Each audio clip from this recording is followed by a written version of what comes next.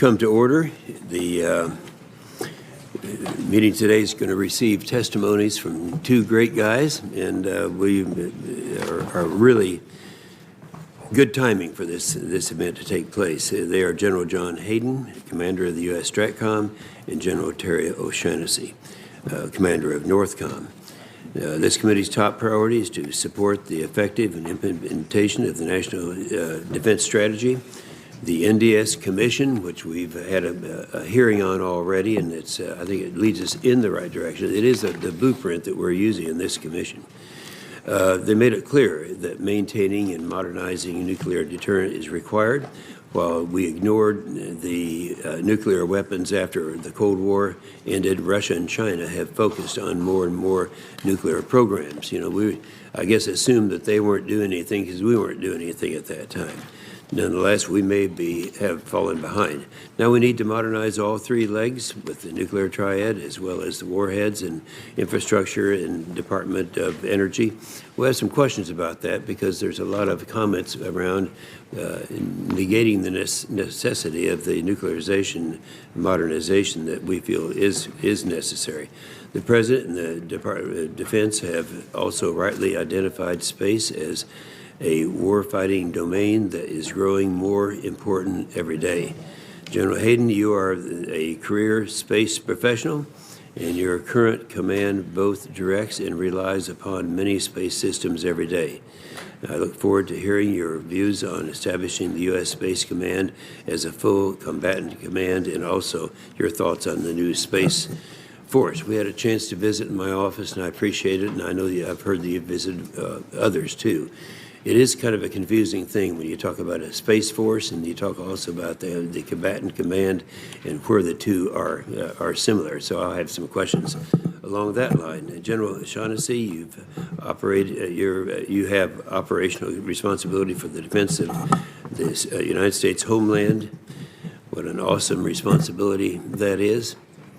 The Missile Defense Review recently enumerated a number of challenges to U.S. missile defenses, including cruise and hypersonic missiles. I am interested in your views on the most pressing priorities in the missile defense arena, as well as what we should be doing to address them. And lastly, General O'Shaughnessy, I'm eager to hear your assessment of the ongoing southern border deployment and how that might be affecting our readiness. It could, some interpretations of what's happening down there say that that could actually improve our readiness. So I'm anxious to hear your views on that.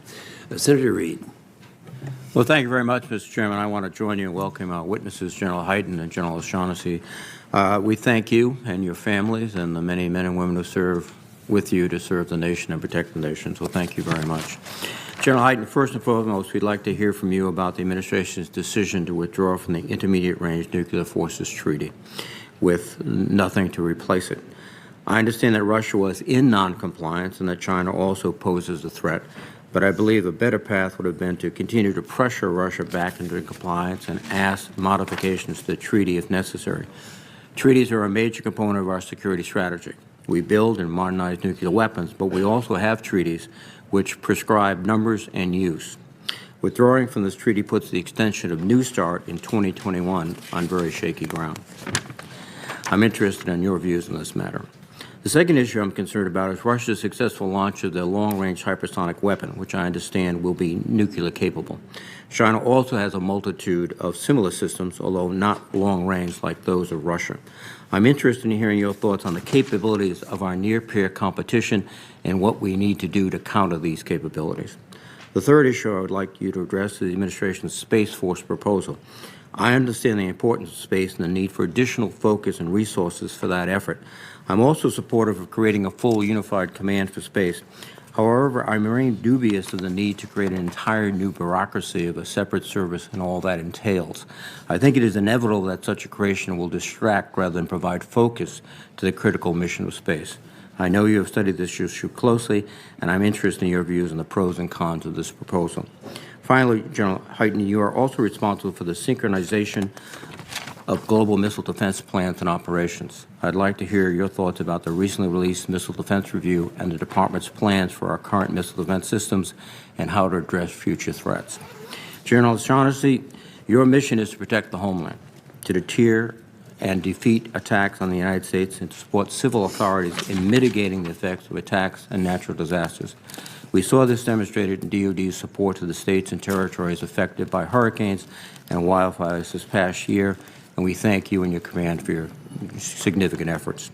You're also dual-hatted as the commander of the North American Aerospace Defense Command, NORAD, which brings unique responsibilities and partnering opportunities with Canada to deter and defend against advancing threats to our nations. You are also responsible for the operation of our Homeland Ballistic Missile Defense System. We look forward to hearing about your priorities for further improvements to the ground-based missile defense system in the context of the Missile Defense Review. This is particularly important in light of the threat from North Korea and potentially Iran.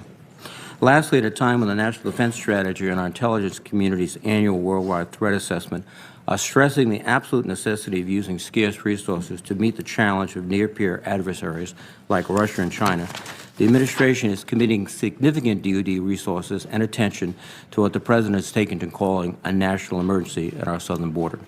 In fact, nowhere in these two documents I've referenced, the National Defense Strategy particularly, are migrant caravans or drug traffickers crossing our southern border mentioned as threats to our national security. Russia, China, cybersecurity, and a host of other items are in those documents, but nowhere is there a finding that calls for 4,000 active duty troops to be deployed to the southern border. For comparison's sake, we have approximately 5,000 troops deployed in Iraq. I've yet to hear from witness before this committee who hasn't stressed the real threats we face and the need to restore readiness and provide modern facilities for our troops and their families. Instead, DoD is planning to reallocate funding that has been authorized and appropriated for installation commanders' top priorities in support of a wall that has no connection to a military threat and does not support military effectiveness. We'll also add that it is the responsibility of the Department of Homeland Security and Customs and Border Protection, not DoD, to patrol and enforce our borders.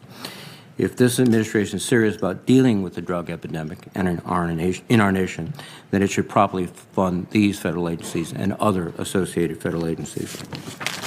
General Hyten, General OíShaughnessy, again, thank you for your service, and please pass our regards on to the men and women that you lead. Thank you. Thank you, Senator Reed. Well, General Hyten, we'll start with you and then go to General OíShaughnessy. Try to keep your statements in the realm of 5 minutes, but your entire statement will be made a part of the record. We'll start with you, General Hyten. Thank you very much, Chairman Inhofe, Ranking Member Reed, distinguished committee members, good morning. It's an honor to be here today alongside my friend General OíShaughnessy, and a continuing privilege to represent the 162,000 Americans accomplishing the missions of U.S. Strategic Command each and every day. This is my third year appearing before this committee as the STRATCOM commander, and I've appreciated the opportunities to meet with many of you one-on-one and to testify before you. So I want to begin by thanking this committee for your enduring support to our national defense. The last time I testified before the committee, we'd begun our 10th consecutive year under continuing resolution. Not this year, thanks to your leadership. I can't overstate the importance of an on-time budget. The stability afforded with an on-time budget this year came at a critical time for us and had a positive impact on our modernization efforts and our overall force readiness. STRATCOM is a global warfighting command, and as part of the joint force, we're responsible for strategic deterrence, nuclear operations, global strike, space operations, joint electromagnetic spectrum operations, missile defense, and joint analysis and targeting. That's a big portfolio. To execute our assigned missions, the soldiers, sailors, airmen, Marines, and civilians of my command operate globally across land, sea, airspace, and cyber. Our forces and the strategic deterrence they provide underpin and enable all joint force operations and are the ultimate guarantors of our national and allied security. So the most important message I want to deliver today is that I'm fully confident in our ability to preserve the peace and decisively respond in any conflict. We're ready for all threats that exist on the planet today, and no one should doubt this. Strategic deterrence is an active mission. It's not a passive mission. It's dynamic. Our capabilities must continue to evolve as the global threat environment changes over time. With this evolution, the adversary's decision calculus changes, which drives modification to our own deterrence approach. Today, we're challenged by multiple adversaries with an expanding range of capabilities, and we must adapt as well. To effectively deter and respond if necessary in this multipolar, all-domain world, we must outthink, outmaneuver, outpartner, out-innovate our adversaries. Deterrence in the 21st century requires the integration of all our capabilities across all domains. For over 2 decades, China and Russia have studied the way we fight. They study the American way of warfare. They've watched and learned how we train and fight. They understand the advantages we gain from integrating capabilities across all domains to accomplish our strategic objectives. To counter our long-held advantages, they're actively seeking to exploit perceived vulnerabilities and are directly challenging us in areas of long-held strength. While our advantages are beginning to erode, we have not yet ceded the advantage. So my focus this year is to continue to focus on the operations and modernization of our nuclear capabilities, focus first on the nuclear triad of ICBM, submarines, and bombers, to support a seamless transition as the Department stands up a new space-focused organization, and to continue the implementation of my new responsibilities as the Nuclear Command, Control, and Communications NC3 enterprise lead and the operator and architect for this critical capability. To be successful in everything that we do, we must recapture our ability to go fast, faster than all our potential adversaries, and that's my biggest concern these days. That means we must return to the dynamic that made us the strongest, most technologically advanced military in the world. But over my 38 years in military service, I've watched as our nation has collectively developed an increasingly unhealthy expectation of trying to remove all risk from everything that we do. The challenge I've issued to my command is go break down the bureaucracy, take some smart risk, inform risks, do this within the left and right limits I established in my commander's intent, and we have to move fast. It's critical if we're to stay ahead.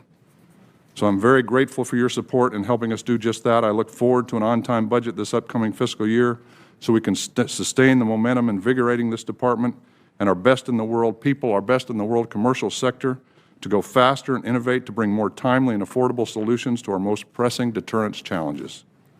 It's critical because nuclear war cannot be won and therefore must never be fought. Therefore, to prevent war, we must be ready for war. Success means we've lived up to our motto, coined over 60 years ago in Strategic Air Command. Peace is our profession. Thank you for the opportunity to be here today, and I look forward to your questions. Well, thank you, General Hyten. Excellent statement. General O'Shaughnessy. Thank you, and Chairman Inhofe, Ranking Member Reed, and distinguished members of the committee. I'm truly honored to appear today as the Commander of the United States Northern Command and the U.S.-Canadian Binational Command, North American Aerospace Defense Command. It is a pleasure to be testifying today alongside General John Hyten, who's not only my good friend, but someone who I've admired and respected for so many years. U.S. NORTHCOM and NORAD are two complementary but distinct commands driven by a single, unyielding priority, defending the homeland from attack. In this era of rapidly evolving technology and renewed great power competition, the need for an energized and active defense of the homeland cannot be overstated. Revisionist powers Russia and China have given every indication that their own security strategies are based on holding the United States at risk with both conventional and nuclear weapons, and they have signaled that we must anticipate attacks against our civilian and defense infrastructure in the event of a conflict. Russia has modernized its aviation and submarine fleets and fielded long-range cruise missiles designed to evade radar detection. Russia and China continue their efforts to penetrate our networks while developing and testing hypersonic glide vehicles, and both have also established a noticeably stronger foothold in the Arctic along the northern approaches to the United States and Canada. As a result, the strategic value of the Arctic as our first line of defense has reemerged, and U.S. NORTHCOM and NORAD are taking active measures to ensure our ability to detect, to track, and defeat potential threats in this region. Our adversaries have engaged in deliberate, focused efforts over a number of years to exploit our perceived gaps and erode many of the advantages previously afforded by our geography and technological superiority. As a result, it is clear that our homeland is not a sanctuary. Our mission to deter our adversaries is dependent on our ability to detect and ultimately defeat potential threats to our homeland. And I am grateful to the committee for the strong support of U.S. NORTHCOM and NORAD priorities along those lines of effort. Your support for fielding AESA radars for our aerospace control alert fighters and improving the capability and capacity of our missile defense sensors and interceptors clearly demonstrate our shared sense of urgency and resolve.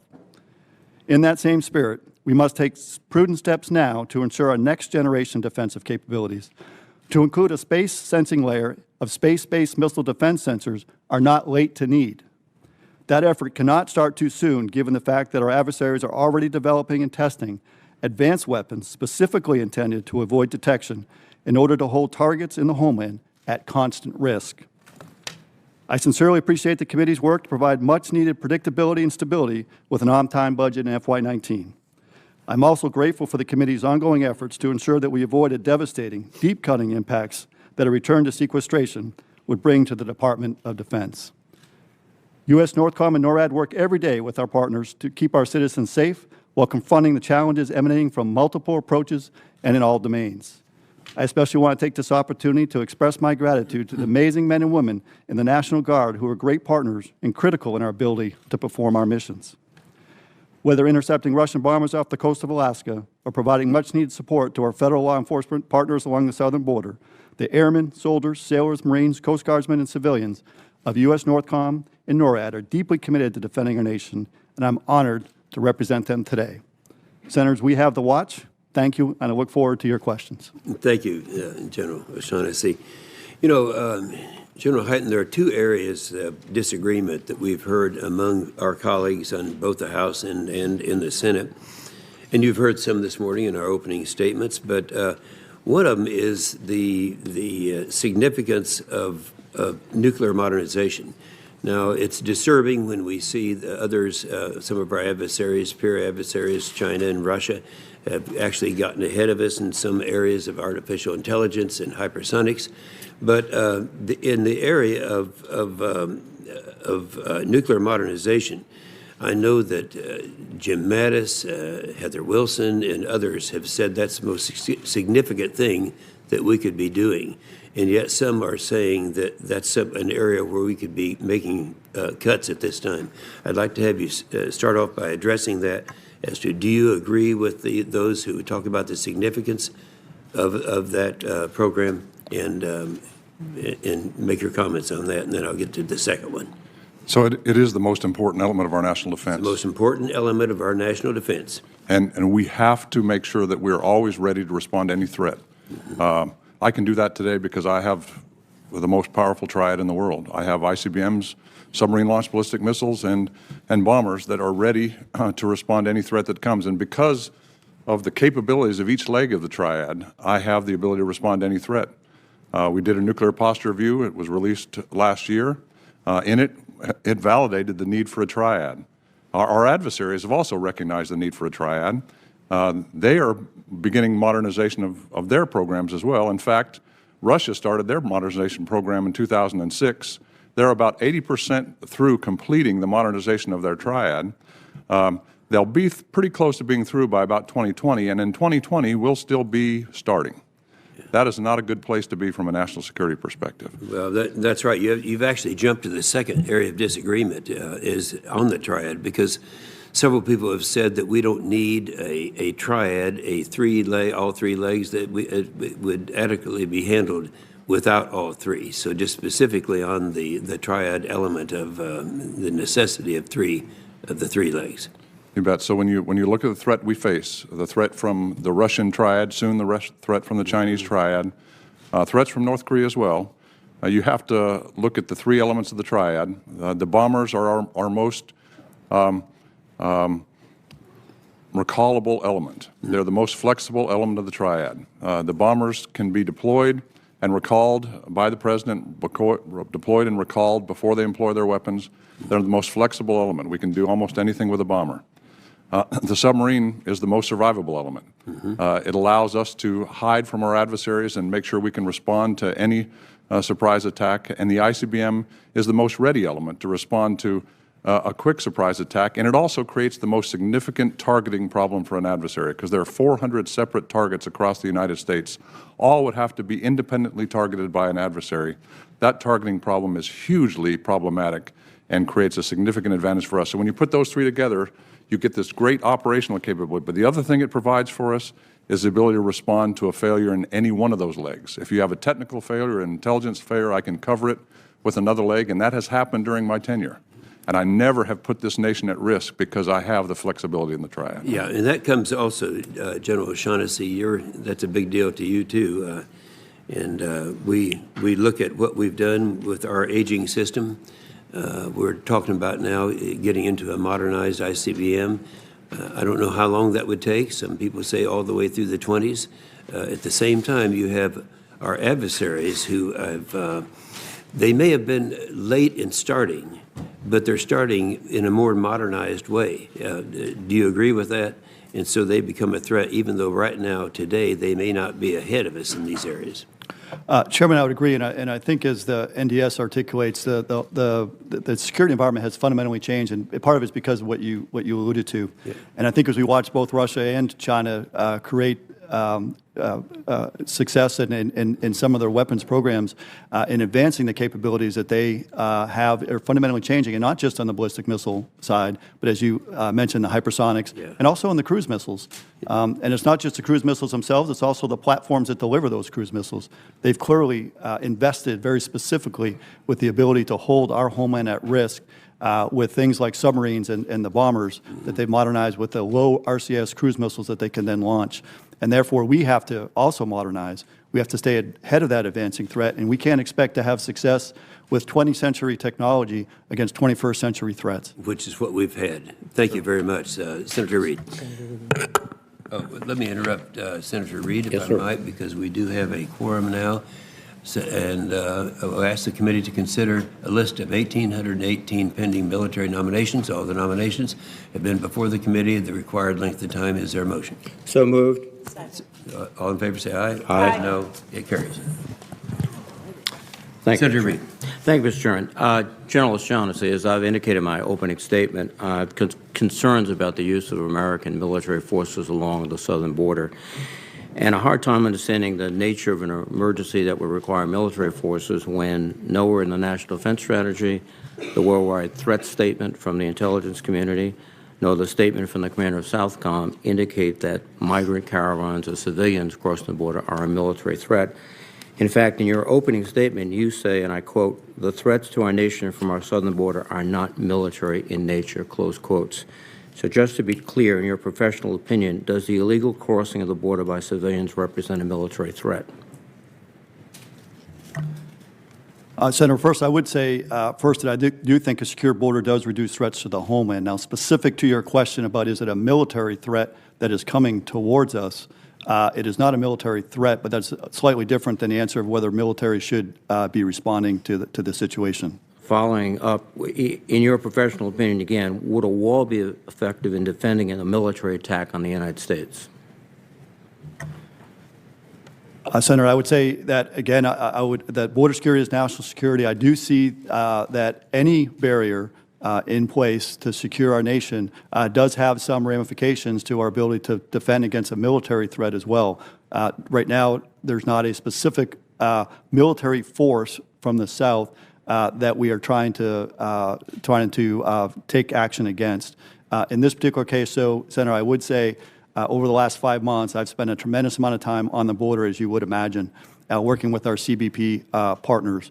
And in all of those trips and discussions, it has been clear to me that the Customs and Border Protection personnel very much value the border protection in seeing it, having the awareness, having some impediments, whether that be a barrier, a wall, et cetera, and then having the ability to respond to it. And that's been fairly universal as I've been doing my trips to the border. And they are civilian law enforcement officials who have a law enforcement mission, and the context of their evaluation is based upon that law enforcement mission. That is correct, Senator. Thank you.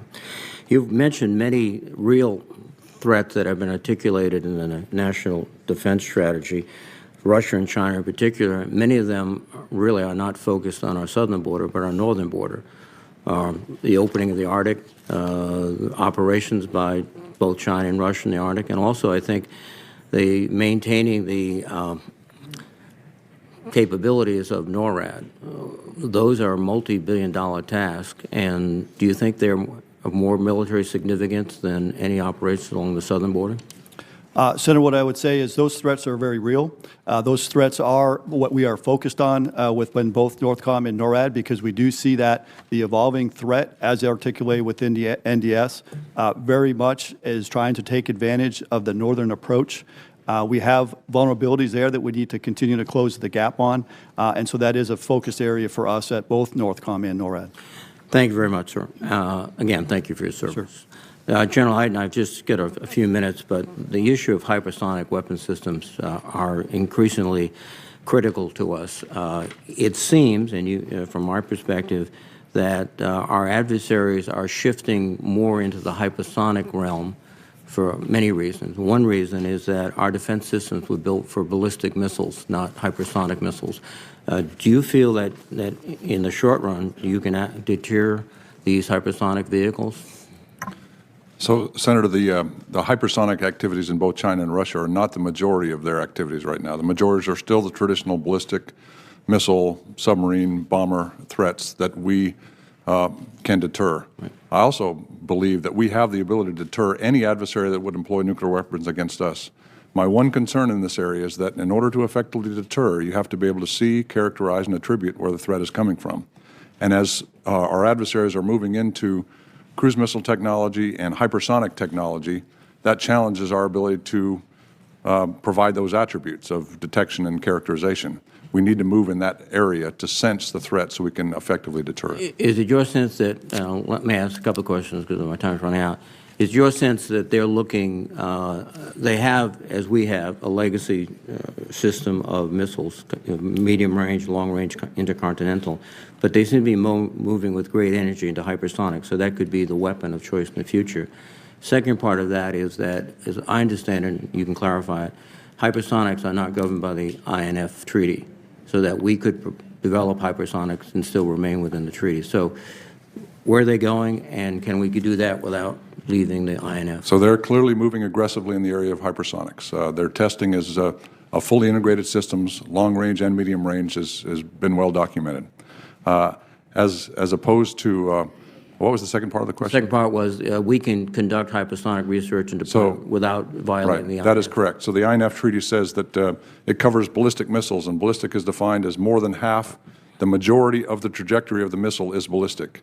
And the hypersonic missiles that we're talking about, less than half of that trajectory is ballistic. Therefore, they're not covered in the INF treaty. Thank you very much. Thank you, Mr. Chairman. Thank you, Senator Reid. Senator Fisher. Thank you, Mr. Chairman. General Hyten, in your prepared remarks, you said the only way to change our strategic deterrent is to convince our adversaries to reduce the threat. And this is not occurring. China and Russia in particular are not only modernizing the traditional elements of their own triads, but they're also building a myriad of additional nuclear capabilities to threaten the United States. In your comments to Chairman Inhofe, you explained the desperate need that we have for modernization and to continue with our triad, the importance that has for our national security and for the security of this world. I would ask you, are you aware of any intelligence or threat assessments supporting the courses of action that are called for from some that we need to unilaterally cut our nuclear forces? I'm not. Is it your view that taking such actions would make us more vulnerable and reduce our ability to deter threats? It would significantly reduce our deterrent. We're looking at a budget in the Department for Nuclear Forces and the plan for modernization. Some people consider it a wish list, just to give the department everything that they desire. And no effort's been made to sort through things to look at what we truly need to address the threats that we have. And I'm talking about need versus want here. That's not an accurate statement, is it, that it's a wish list? I look at our nuclear capabilities, our triad, our modernization program as the minimum essential capabilities that are required to defend this nation. Because we have to defend against the most existential threat, and Russia and China and their capabilities are the most existential threat. So to me, that's the most minimum essential capabilities that we have to build, and even at the highest rate, it'll still be just roughly 6% of the overall defense budget. I think we can afford that security. And do you fully support the nuclear posture review as it was put forward by the department? I do, ma'am. And do you truly believe it is needed that we continue on a path forward to reach the goals of that nuclear posture review? I think it's essential. And if I could comment on the nuclear posture review, I think it's very interesting to look at our approach defined in the nuclear posture review and our adversary's approach.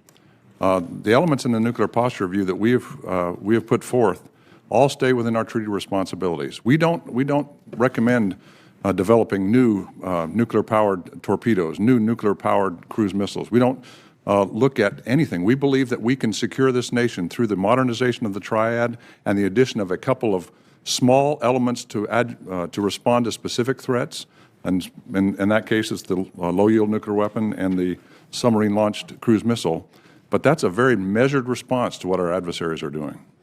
I appreciated your very clear and concise explanation of the importance and really the mission of each leg of the triad. And I'm very pleased that you made that clear and concise for the record today. Thank you.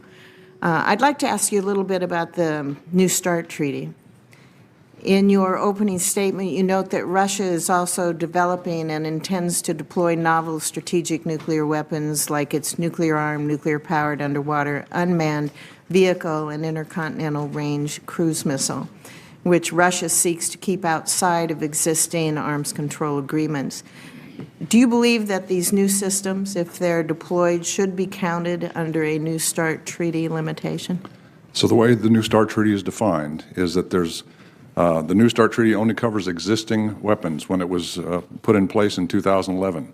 That means it covers the ballistic missiles, both submarine and ground-launched. It covers the bombers and the cruise missiles on the bombers and the platforms that carry them. There's also a clause in the treaty that says if somebody, if one of the parties of the treaty sees the development of new strategic arms, they can come to the bilateral consultative commission and bring those things forward. I have not seen that happen, but we see them developing capabilities outside of that treaty, which is concerning to me. Do you believe a decision to extend the treaty should be made on its national security merits, and Russia's behavior figures heavily into that evaluation, with just the example that I gave you, that we need to be looking at these not just to renew a treaty? I do, ma'am. I want Russia in every treaty. I want Russia in the INF Treaty. I want Russia in the New START Treaty. I support those treaties, but they have to be parties to those treaties. It takes two to participate in a treaty, at least.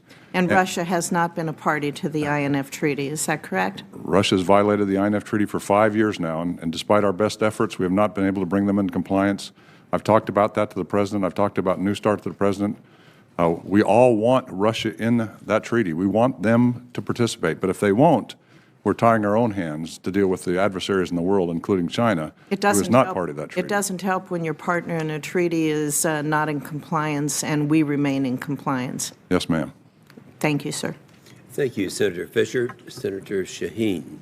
General Hyten, General O'Shaughnessy, thank you both for your testimony this morning and for your service to the country.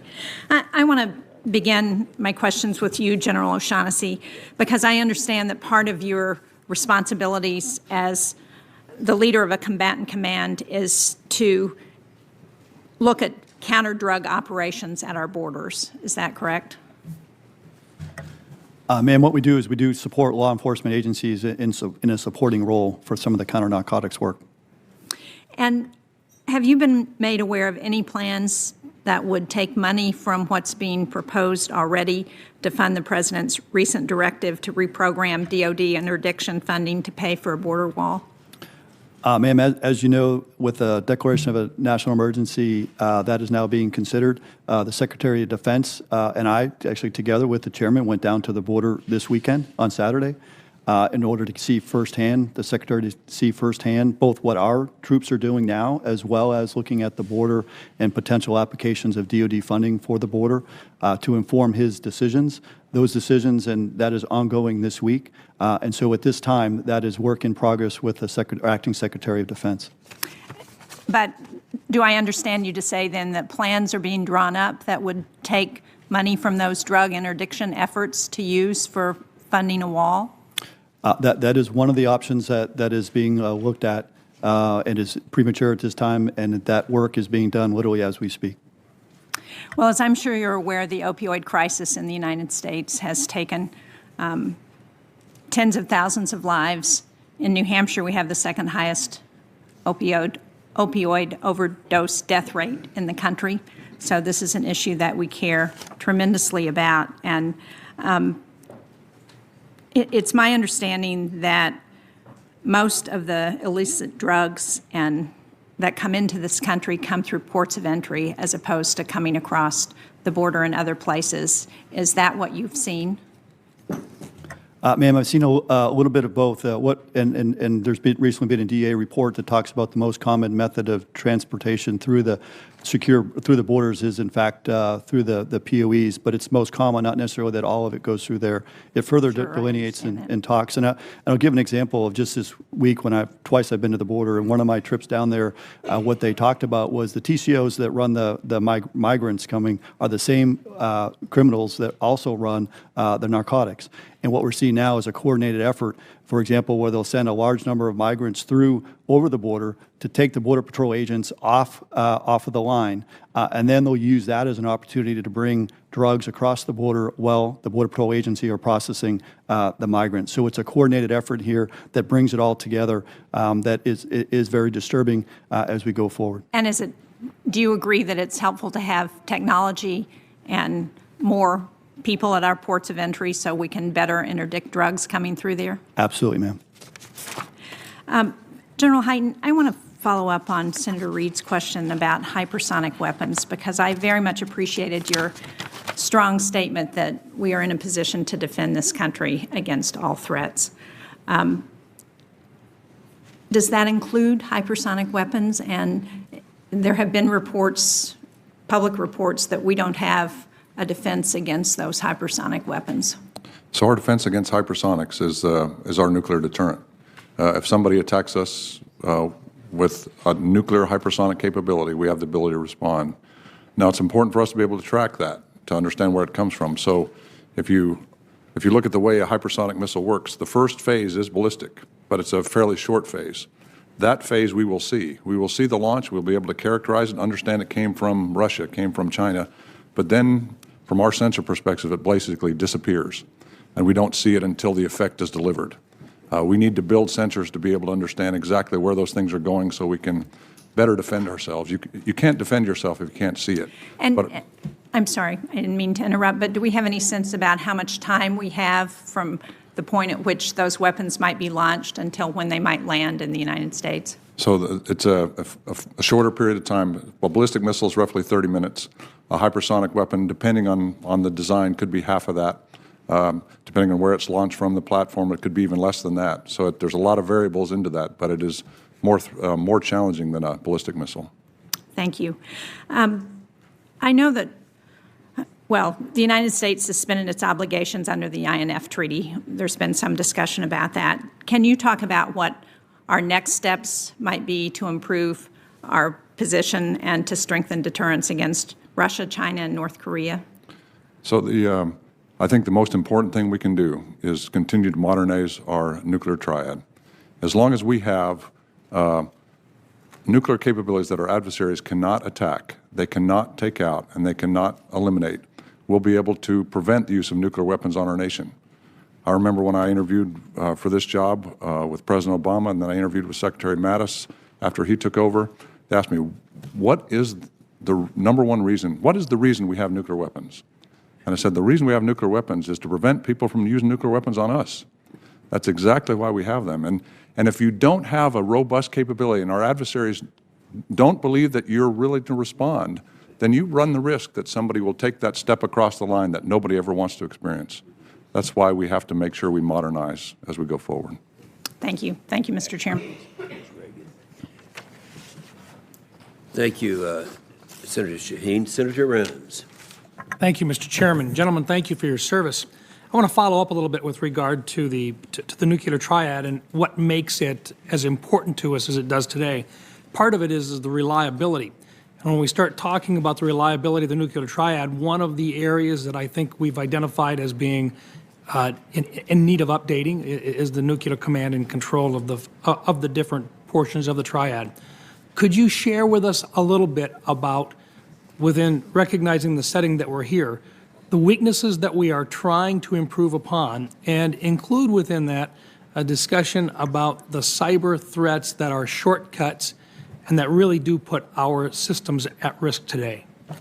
So one of the interesting things I've observed in my 27 months in command now, so that's a long period of time, 2 years and 3 months. Not one time in that 2 year, 3 months have I lost connectivity with the nuclear force. Can you imagine any other electronic system in the world where that has happened? That shows you how resilient, reliable, and effective the current command and control system is. But what concerned me about it is I really can't effectively explain that to you, because it's been built 50 years ago through different kind of pathways, different kind of structures. We look at it hard each and every day, and we know that those things are going to have to be replaced in about a decade. And so the big challenges that we have is how are we going to replace that old ancient thing that works so well, that we know works but won't work after about another decade? How do we replace that with something that works just as well and with modern technology when we have the cyber threats we have to look at? One of the great things about being so old is the cyber threats are actually fairly minimal. Would it be fair to say that there isn't an hour that goes by in which our system of protection of our communication system isn't challenged someplace along the pathways? We see literally thousands, if not millions, of attacks against our systems every day. Attacks is defined as an unknown activity trying to get into a network. May not be an attack, maybe just a curious person, but nonetheless, we look at all those and make sure we defend those accordingly. So we see that broadly in the network side. It's much more secure in the nuclear side because much of that is closed off to the world. With regard to both hypersonics and, as the item of discussion lately, the torpedo, which has been discussed in terms of the Russian advancements, in both cases there's a question as to the vector that we receive them from. Both are capable of movement, changes in direction, and so forth, which really changes the way that we defend North America, because in many cases our defenses have been built on the closest or the most direct route from our near-peer adversaries into the North American continent. Can you share with us a little bit about the needs, first of all, for the space-based capabilities that we're going to need in order to determine where hypersonics are at and so forth? And second of all, General O'Shaughnessy, I would just ask, can you share a little bit about the changes within the threats that a torpedo that could hit along our shorelines could do with regard to how we have to refocus our North American defenses as well? So really two questions, but if you could each. So real quickly, Senator, when I was a young officer and the Soviet threat existed, we had big radars on our southern border. We had a radar in Georgia and a radar in Texas, Robbins and El Dorado, that were looking south for threats that we had to worry about. When the wall came down and Russia became our friend, we dismantled those radars. So we have no radars that look south. We have built radars, and we're building a radar in Hawaii, built a radar in Alaska to defend against the Korean threat in particular, to make sure we can enable General O'Shaughnessy's missile defense. But there's not enough islands in the world to build a radar to defend every avenue. Therefore, we have to go to space. And we can go to space now in an affordable way with distributed constellations that can look down and characterize that threat in a global perspective so we can see them wherever they come from. That's the direction we need to go. All at risk of cyber interference. All at risk of cyber interference, which is the big challenge of the day. Thank you. General O'Shaughnessy. Yes, sir. As we talked about earlier with respect to the Arctic, as the geography is no longer the buffer that it once was, I would say the same thing from the sea. It was a time where we, for decades, actually used the sea as a moat and really didn't have to worry from the threats directly coming against the homelands from the sea. That has fundamentally changed, as you were mentioning, relative to the weapons that are being created. Therefore, we need to go and invest ourselves in our ability to have, first, the domain awareness. And just as General Hyten had mentioned, you have to see it if you're going to be able to react to it and ultimately defeat it.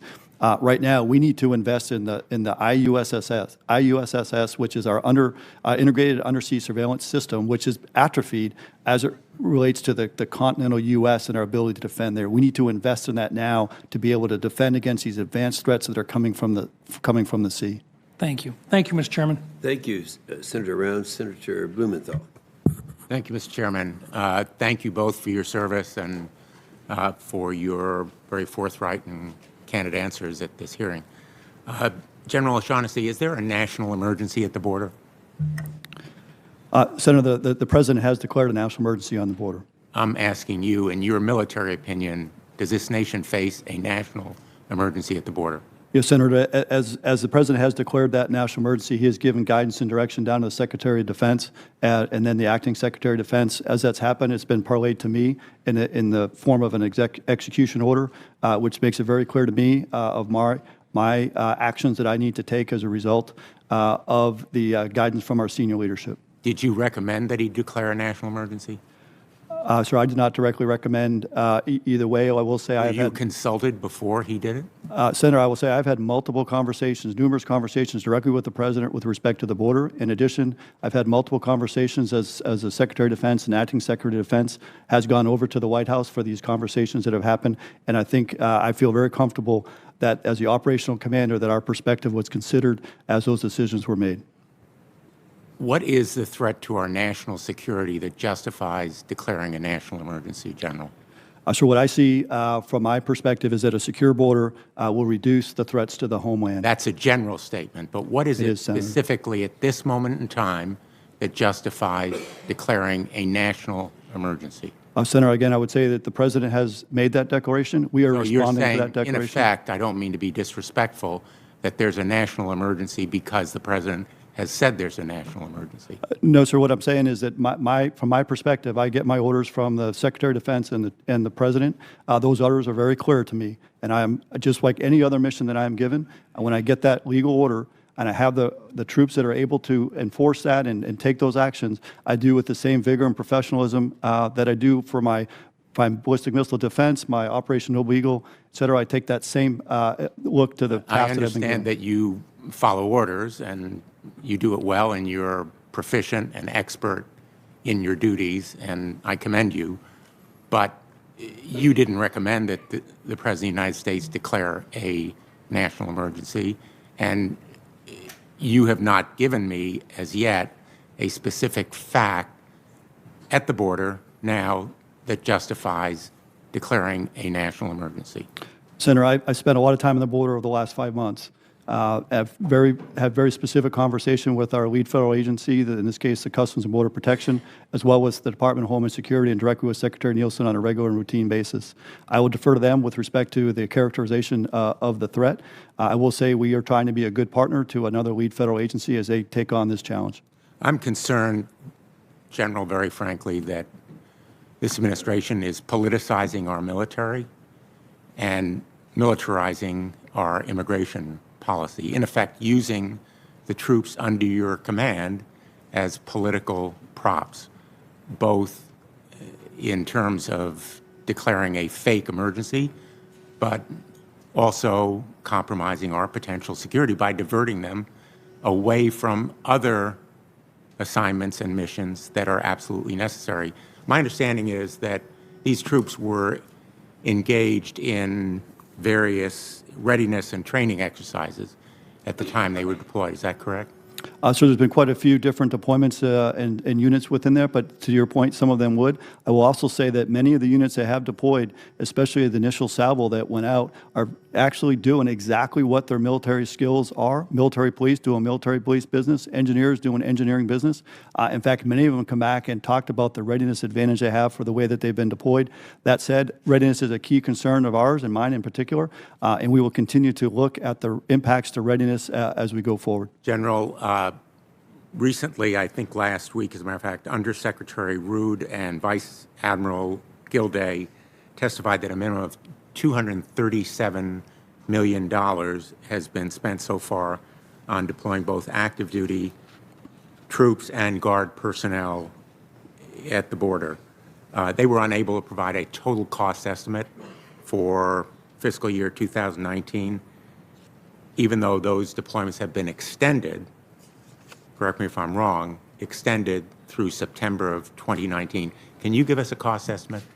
Senator, I will confirm that the deployments have been extended through the September of 19.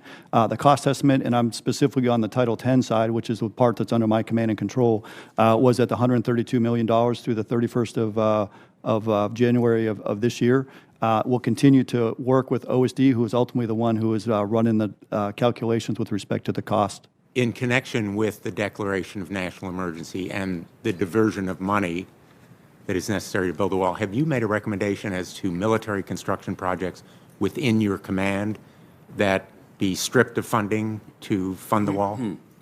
Sir, the actual funding is being worked by the Secretary of Defense as we speak. I did go down to the border to El Paso area with the Secretary just this last weekend, so he would have an understanding both of the military aspects of what our troops are doing right now, as well as be able to talk to the Customs and Border Protection, the folks actually doing the mission there, and be able to take that into his calculations as this week he determines the funding that might be applied toward resourcing a wall or other efforts on the border. So the money that will be taken from military construction projects under your command has not yet been determined as to what specifically and where it will come from. That is a true statement, sir. Thank you. Thank you, Senator Blumenthal. Senator Ernst. Thank you, Mr. Chair, and thank you, gentlemen, for being here today. We truly do appreciate it. I appreciate for both of you your extreme professionalism in a very difficult time. So thank you very much for stepping up. I do appreciate it. General O'Shaughnessy, let's go back and visit a little bit about the National Guard. You happened to mention it in your comments. And this morning we had our National Guard breakfast caucus. A lot of our adjutant generals are here in town today and really excited to be here and speaking with all of their elected representation. Can you talk a little bit about how the National Guard fits into the overall force structure here in the United States, and what type of missions are they engaging in? Yes, ma'am. Thanks for the opportunity to highlight the great partnership we have with the National Guard. And I'll say certainly from the NORTHCOM and NORAD perspective, they are absolutely integral and core to every single mission that we do within our command.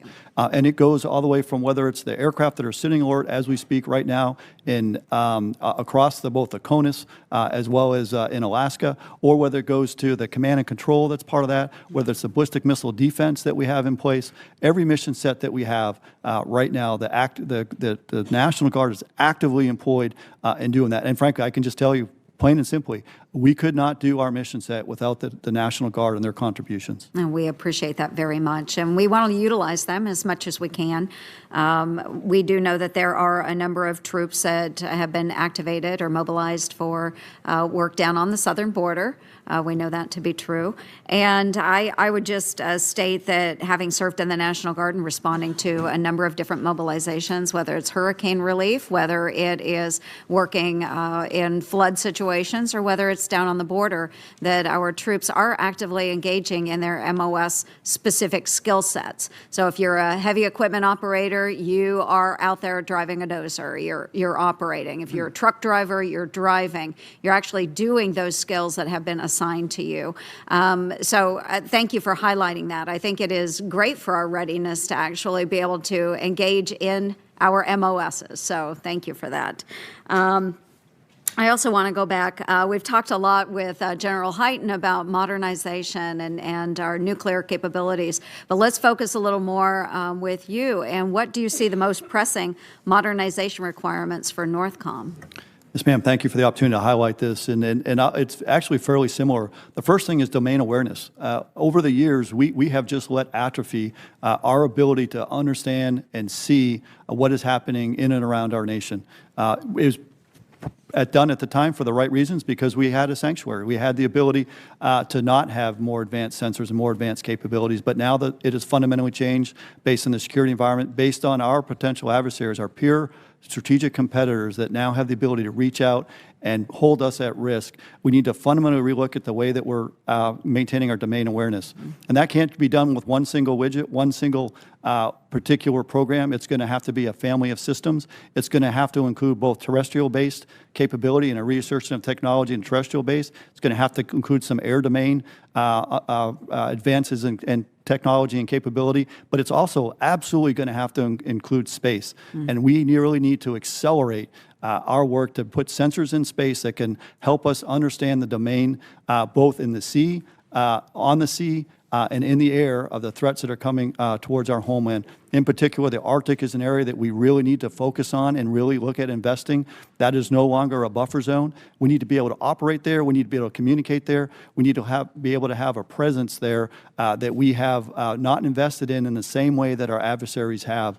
And we clearly see, they see that as a vulnerability from us, and whereas there is becoming a strength for them and it's a weakness for us, and we need to change that, flip that equation. Yes, and you mentioned the Arctic, and I'm sure that my colleague, Senator Sullivan, will have a lot of great questions there. But when we talk modernization, have we identified a system to replace the aging Northern Warning System? Ma'am, we have a study that's going on right now. It's a binational study. It's being done by our Air Combat Command within the United States Air Force as well as with Canada that is going to help us. But I will tell you that North Warning System right now, the last hardware insertion of technology was 1985. That needs to be invested in. And again, it needs to be part not just of advancing that, but also doing the all-domain awareness in addition to the terrestrial base. Yeah, I appreciate that.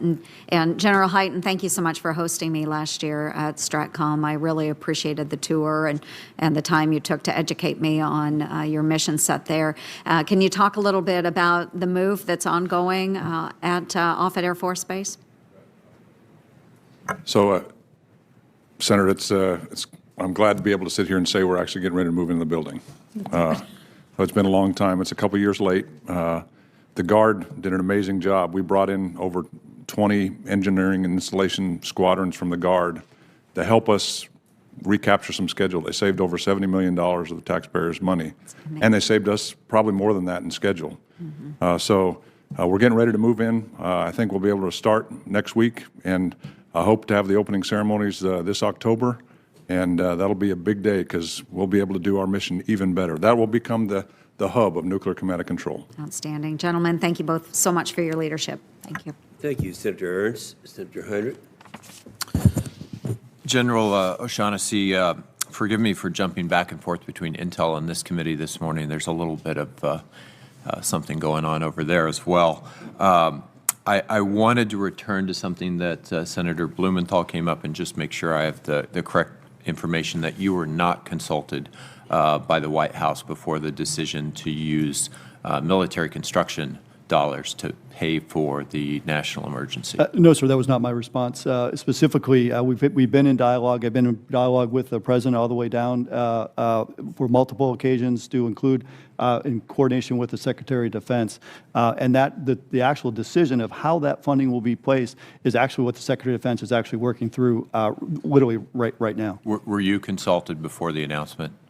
With multiple dialogues, talking about the border, talking about the yes? situation that we see, our ability to have the operational perspective known was absolutely present. No, my question is, were you consulted as to using military construction dollars as the source of funding to pay for the national emergency efforts? Yes, and in fact, with the Secretary of Defense. That's a decision you support? I gave my best military advice to the Secretary of Defense to include physically going down with him to the border so to make sure he understood the operational perspective.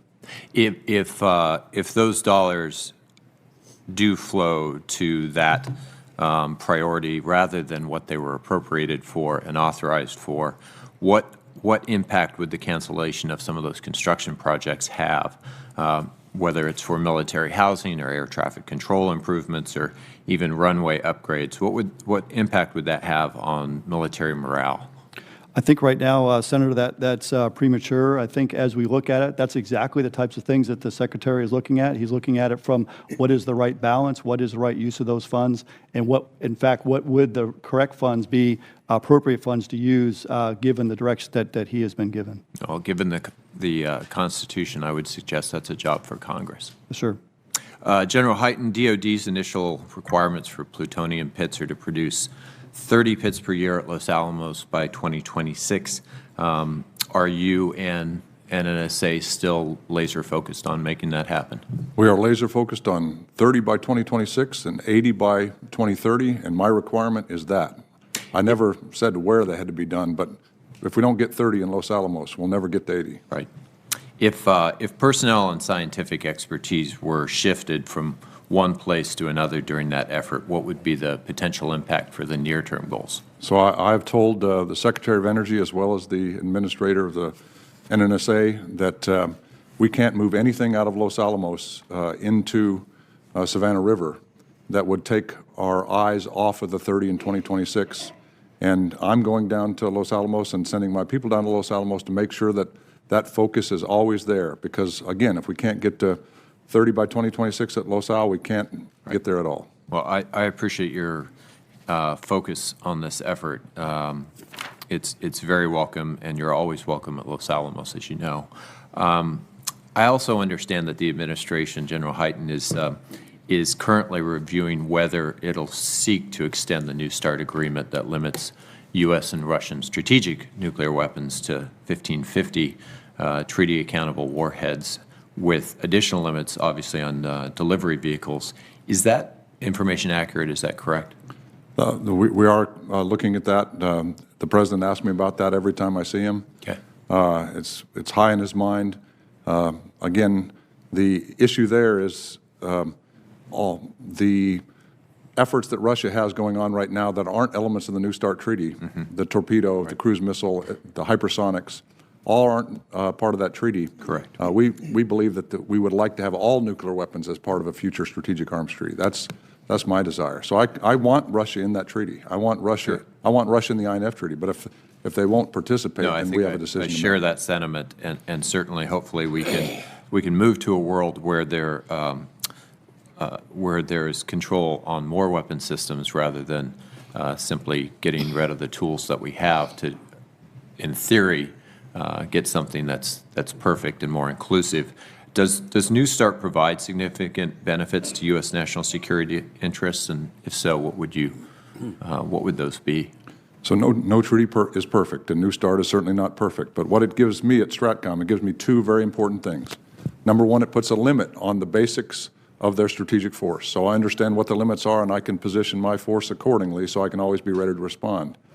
And maybe as important, it also gives me insight through the verification process of exactly what they're doing and what those pieces are. Having that insight through my forces and our partners is unbelievably important for me to understand what Russia is doing. But we don't have insight into all the other things that are going on right now. That'll be the challenge. If we were to lose that insight without gaining more global insight, would that be a step forward or a step back? That's the balance that will be in the decision that the country has to make as we go forward on the benefits of New START. I would like everything on the table. Thank you, General. Thank you, Senator Heinrich. Senator Sullivan. Thank you, Mr. Chairman, and gentlemen, thanks for your exceptional service to both of you on all the hard work you're doing. I want to talk about the Arctic and missile defense, but I actually wanted to just add a little bit to the exchange you had with my colleague, Senator Blumenthal, who I have a lot of respect for, work with on a lot of issues. But General O'Shaughnessy, let me ask, how many Americans were killed by drug overdoses last year? Do you know?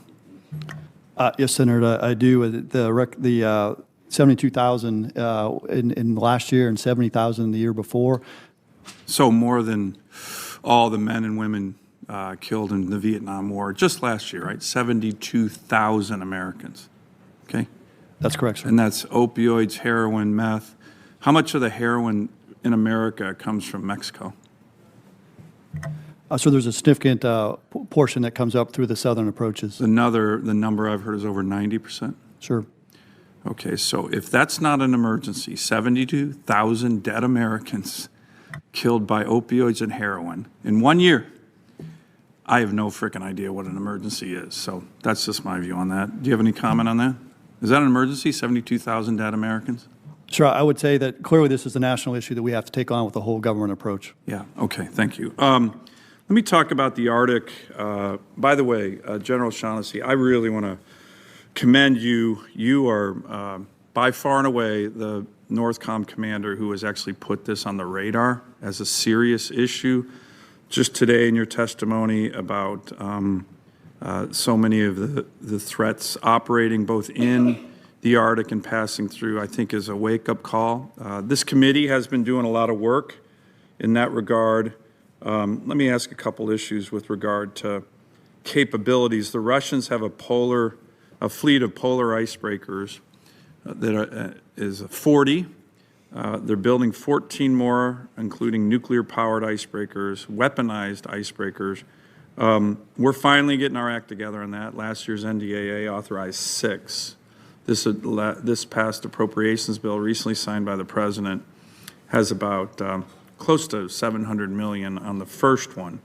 But do we have the required capabilities to answer the Russian and, by the way, Chinese challenge in the Arctic? And if so, what more capabilities do we need?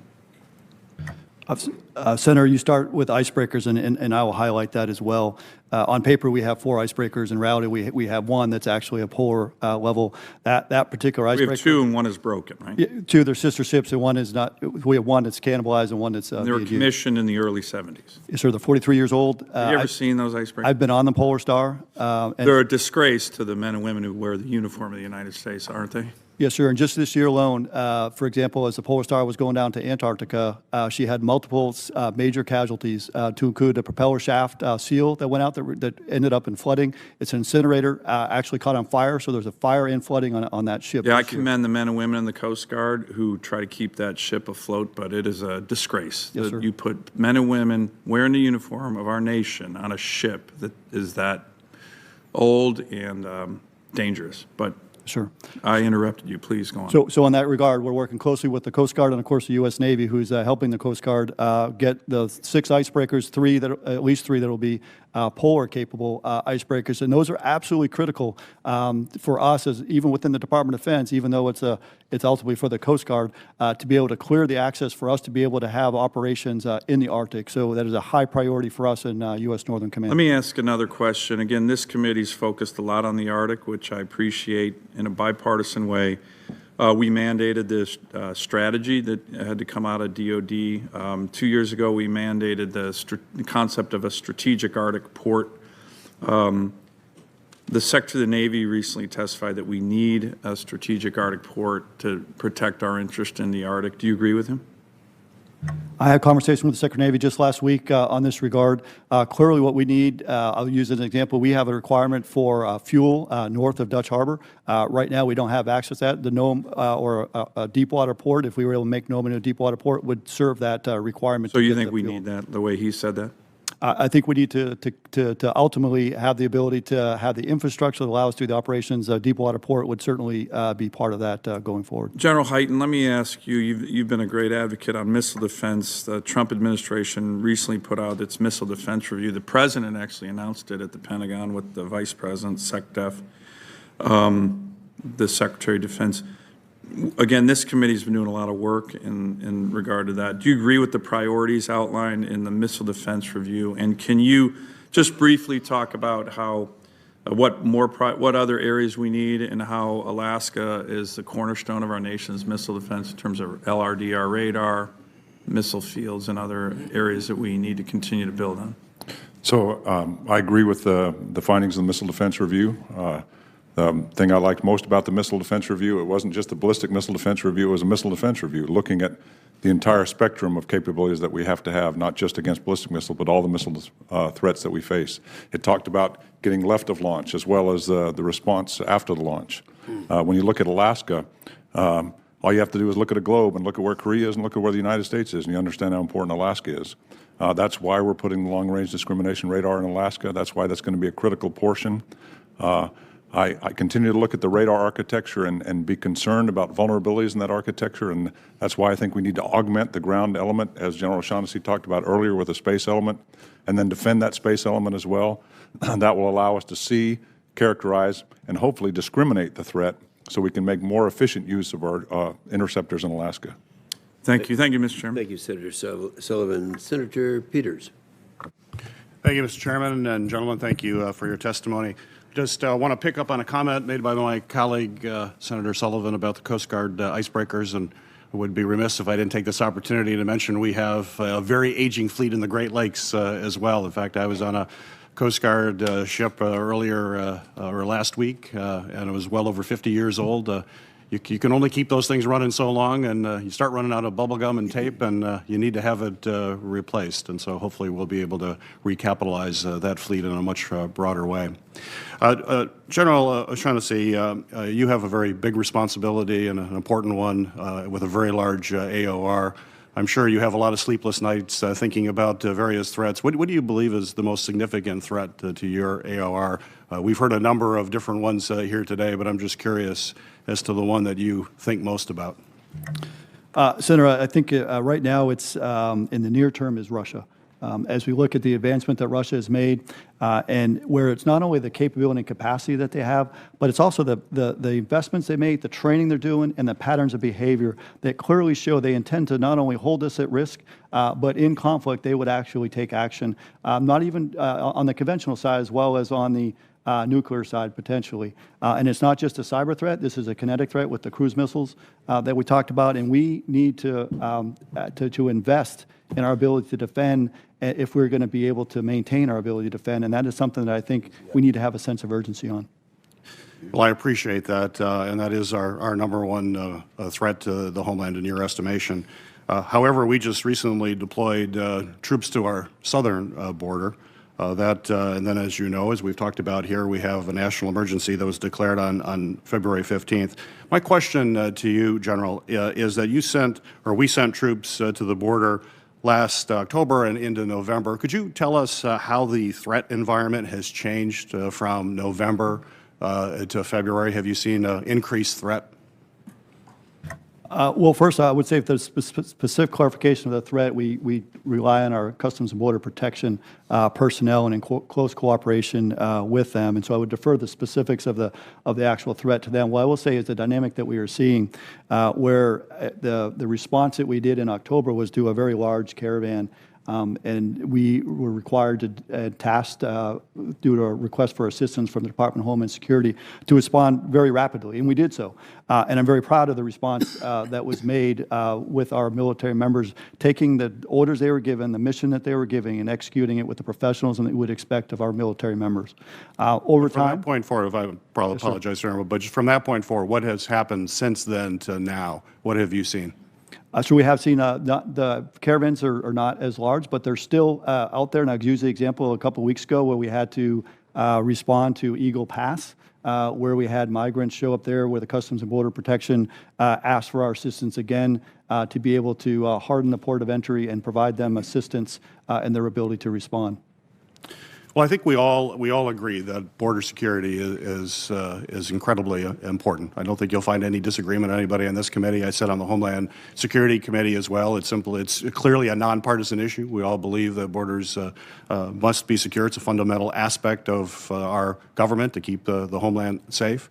The question is usually, how do you do that in the most effective way, and understand that we have to do it in a way that is respectful of taxpayer dollars as well. And so that, I think, is really the crux of what we're deciding right now. You mentioned that you were part of the consultation with the administration as to the need for a national emergency. I assume because of your repeated trips down to the border, you have seen significant gaps from Customs and Border Patrol.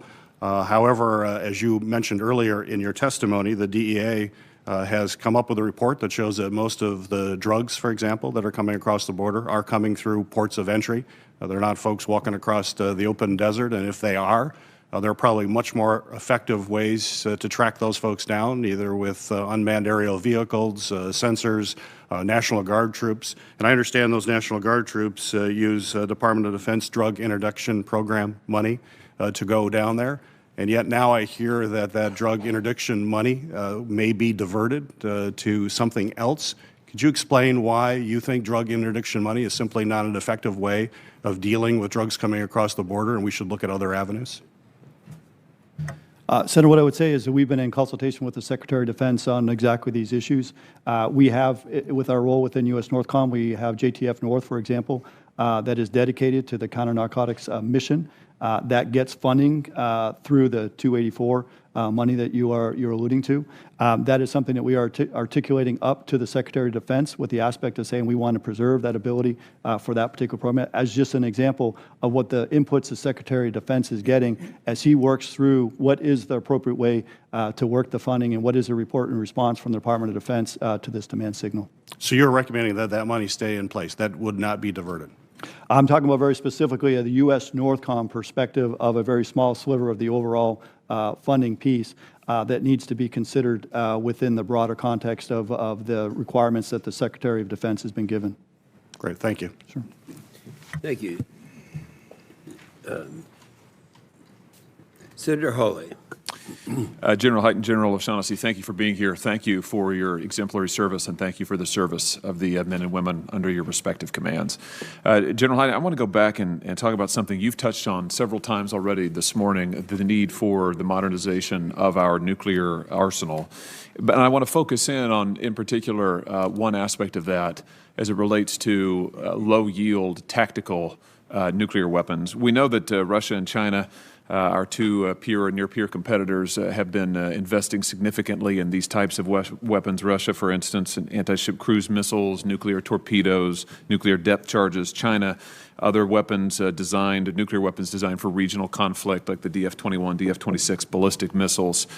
Can you, and for these reasons, of course, the nuclear posture review that was released last February called for us, the United States, to deploy new low-yield tactical warheads. Can you explain, do you agree with that assessment by the Nuclear Posture Review, and can you explain why this type of weapon might be important given the strategic choices that we're now facing? Senator, I do agree with the Nuclear Posture Review. I had a lot of input into the creation of those recommendations. The thing I like best about the Nuclear Posture Review and our National Defense Strategy is it's a threat-based document. And when you have a threat, and you have a threat specifically in Russia, which is my biggest concern with low-yield nuclear weapons, where they have deployed an order of magnitude more of those than we even have in our inventory, we need ability to quickly respond to that and provide the President a spectrum of options in order to do that. Now, we have low-yield nuclear weapons in the air leg of our triad, but not another leg of our triad. And I talked about the attributes before, about timely, responsive. We want to make sure the President always has a responsive option to respond. So we're recommending that, but it's important to note that's inside the New START Treaty. Russia is building those outside the New START Treaty. We're going to take missiles off of the submarines, take big weapons off the submarines, put little weapons on the submarine, put it back on. We'll still have 1,550 deployed nuclear weapons, but the total yield will be smaller. I don't think that is escalatory in any way. I think that will allow the President to have options to manage the threat effectively. Yeah, thank you for that. I wonder if you could go on, General Hyten, and just explain how it is that deploying new low-yield nuclear weapons can, if we do it effectively, we do it right, actually reduce the risk of nuclear conflict. Because the adversary watches exactly what we have, and they look for gaps. And if they think they can deploy a nuclear weapon and get away with it, they very well do that. So if they the Russian doctrine is escalate to win. And if they execute that doctrine, as they've said, and I have to believe them at their word, if they execute that doctrine as they've said, and they may consider if something is going bad on the battlefield somewhere to deploy a low-yield nuclear weapon, and the United States won't respond because if we do that, we have to respond with a high-yield nuclear weapon, they might take that chance. But if they see we have a low-yield nuclear weapon, they won't go that direction. That's the whole theory of deterrence, is if they see an effective response to that, they will not use that weapon.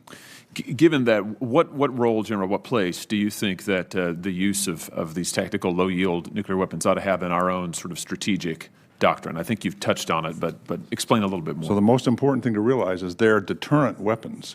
The first use of a deterrent weapon is to make sure the weapon is not used against you.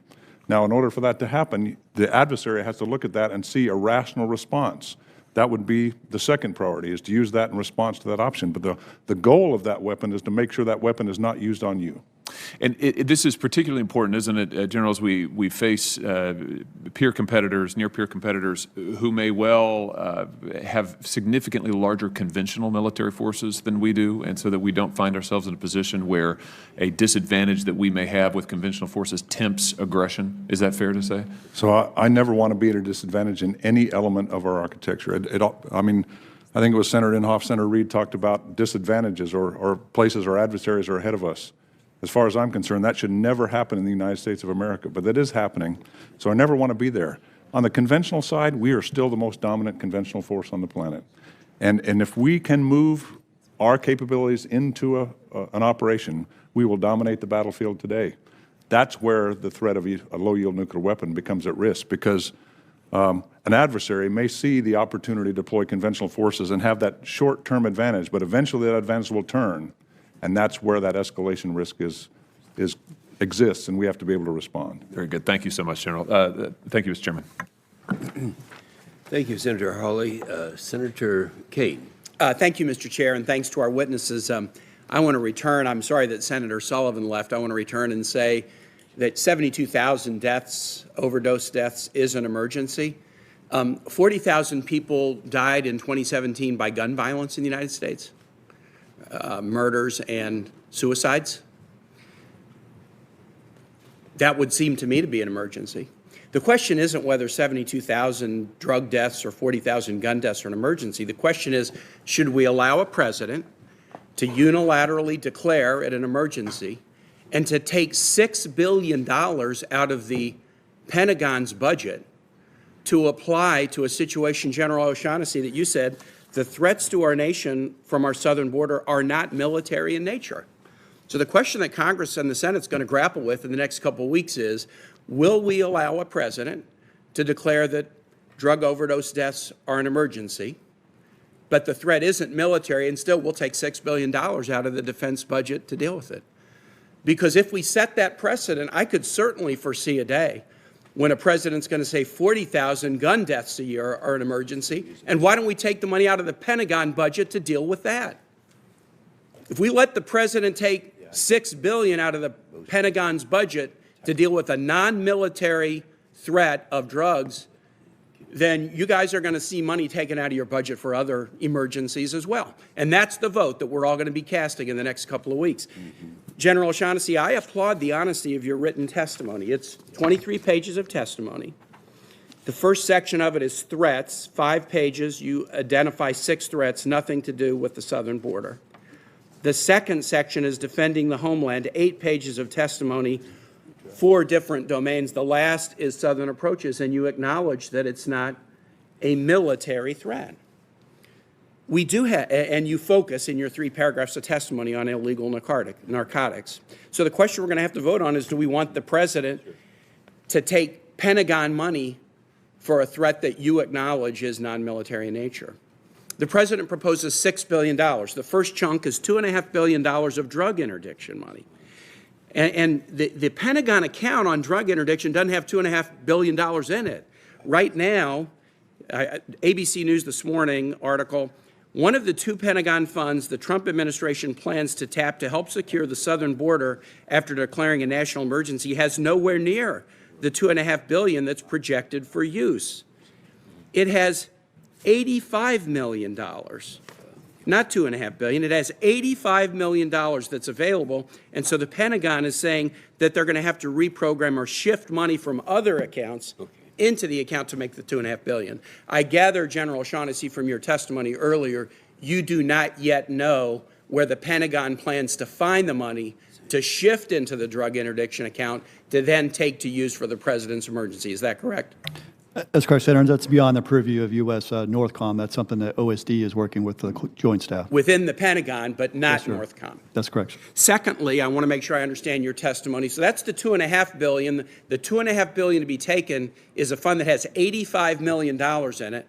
And so there's apparently an attempt to shift other Pentagon monies into it. We don't yet know where they'll come from.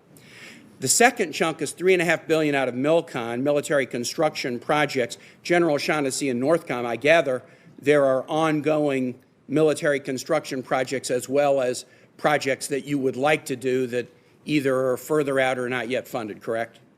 That's a true statement, Senator. And I gather from your testimony, you have not yet been asked to provide a list of Northcom, MILCON projects that you would propose or you would recommend to be reduced, eliminated, or delayed. Is that correct? We are actually working very closely with the Secretary of Defense's office with respect to the prioritization of that, not necessarily specifically related to this issue, but we have had communication with them with our prioritization of those MILCON Hey, projects. I want to make sure I understand this. Obviously, Northcom is always going to have a list of MILCON projects because we're working on the NDA and that will be in it. So you'll always have a list. But have you been asked specifically in connection with this proposal to take $3.5 billion out of MILCON? Give us your recommendations as the Northcom commander about projects that should be reduced, eliminated, or delayed. Again, Senator, I believe that's the process that's actually going this very week, and that's why I was really pleased that the Acting Secretary of Defense took the time to go down, see firsthand, and then have a personal insight as he works through those very difficult challenges and decisions that he will make as he ultimately responds to the direction of the President. Just complete, because I'm done. Have you made recommendations or not? Has Northcom made recommendations about MILCON projects that should be reduced, eliminated, or delayed? We have not specifically to this particular effort as of yet, but it is still premature and pre-decisional at this point. Thank you, Mr. Chair. Thank you, Senator Kane. Senator Blackburn. Thank you, Mr. Chairman, and thank you all for being here. I know that the hypersonics have been discussed. In General Hyten, I wanted to come back to that issue. It's important to us in Tennessee because of Arnold Air Force and the work that has been done there. They've been really a key contributor, if you will, to our nation's aerospace program. They're very important to us in Tennessee, and we're pleased that they're there. And you've discussed some of the program and the advances there, the operational capabilities. But I want to come back to one thing that they have mentioned a couple of times, and it is having both the talent and the numbers of individuals to really push forward into the hypersonics and into that capacity. And General O'Shaughnessy, as you said, 21st century warfare and having what is there. So let's take just a minute and focus on the talent and the numbers to deliver on that mission. But so, Senator, Arnold Air Force Station is a treasure to this country. The wind tunnel capabilities that they have there are unique, and they allow us to do things that we really can't do anywhere else. We have a challenge at Arnold and a challenge across our DoD labs and across our Department of Energy labs in attracting, recruiting, and retaining the kind of engineering talent is required to move these kind of programs forward. What I've learned, though, is when you can explain to the youth of America the kind of work that you can do by coming to places like Arnold, they will come. They will come because they love to do that kind of fascinating work.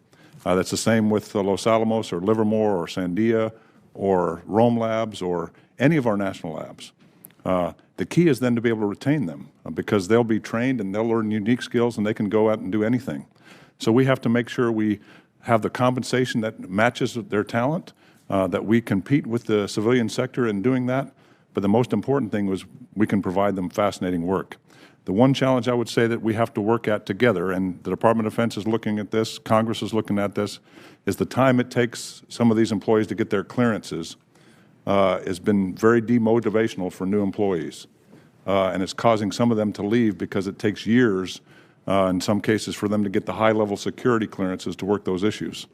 Now the Secretary, Secretary Mattis, now Secretary Shanahan, have looked at this issue directly, and they're working it directly with the broader government. But that is an issue that we want to continue to take on. Okay. Kind of in the same vein, let's talk about U.S. Spacecom and that capacity, that mission, the transition of that mission. How are you approaching this so that going from Stratcom to Spacecom, that is a seamless transition, and that we keep our focus on those threats that are coming to us that we're going to need to, the adversary threats we'll need to address? So two pieces of the answer to that question, Senator, is that number one, I'm still the senior military person in space, still serving active duty, and so I care desperately about space.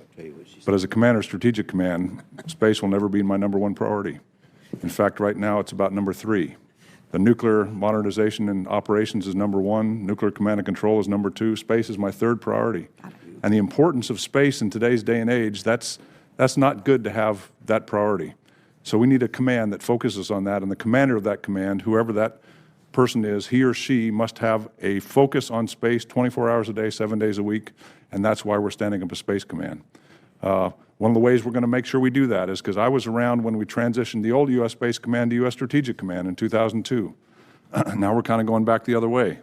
And I watched us almost break the space mission when we did that because we just haphazardly slapped billets and said, these 500-plus billets are going to move from Colorado to Omaha, and I'll just say the people didn't come with them automatically. So we're going to continue to perform a lot of the mission for Space Command in the STRATCOM headquarters. It'll be Space Command East. Omaha is East in this case, if it's in Colorado.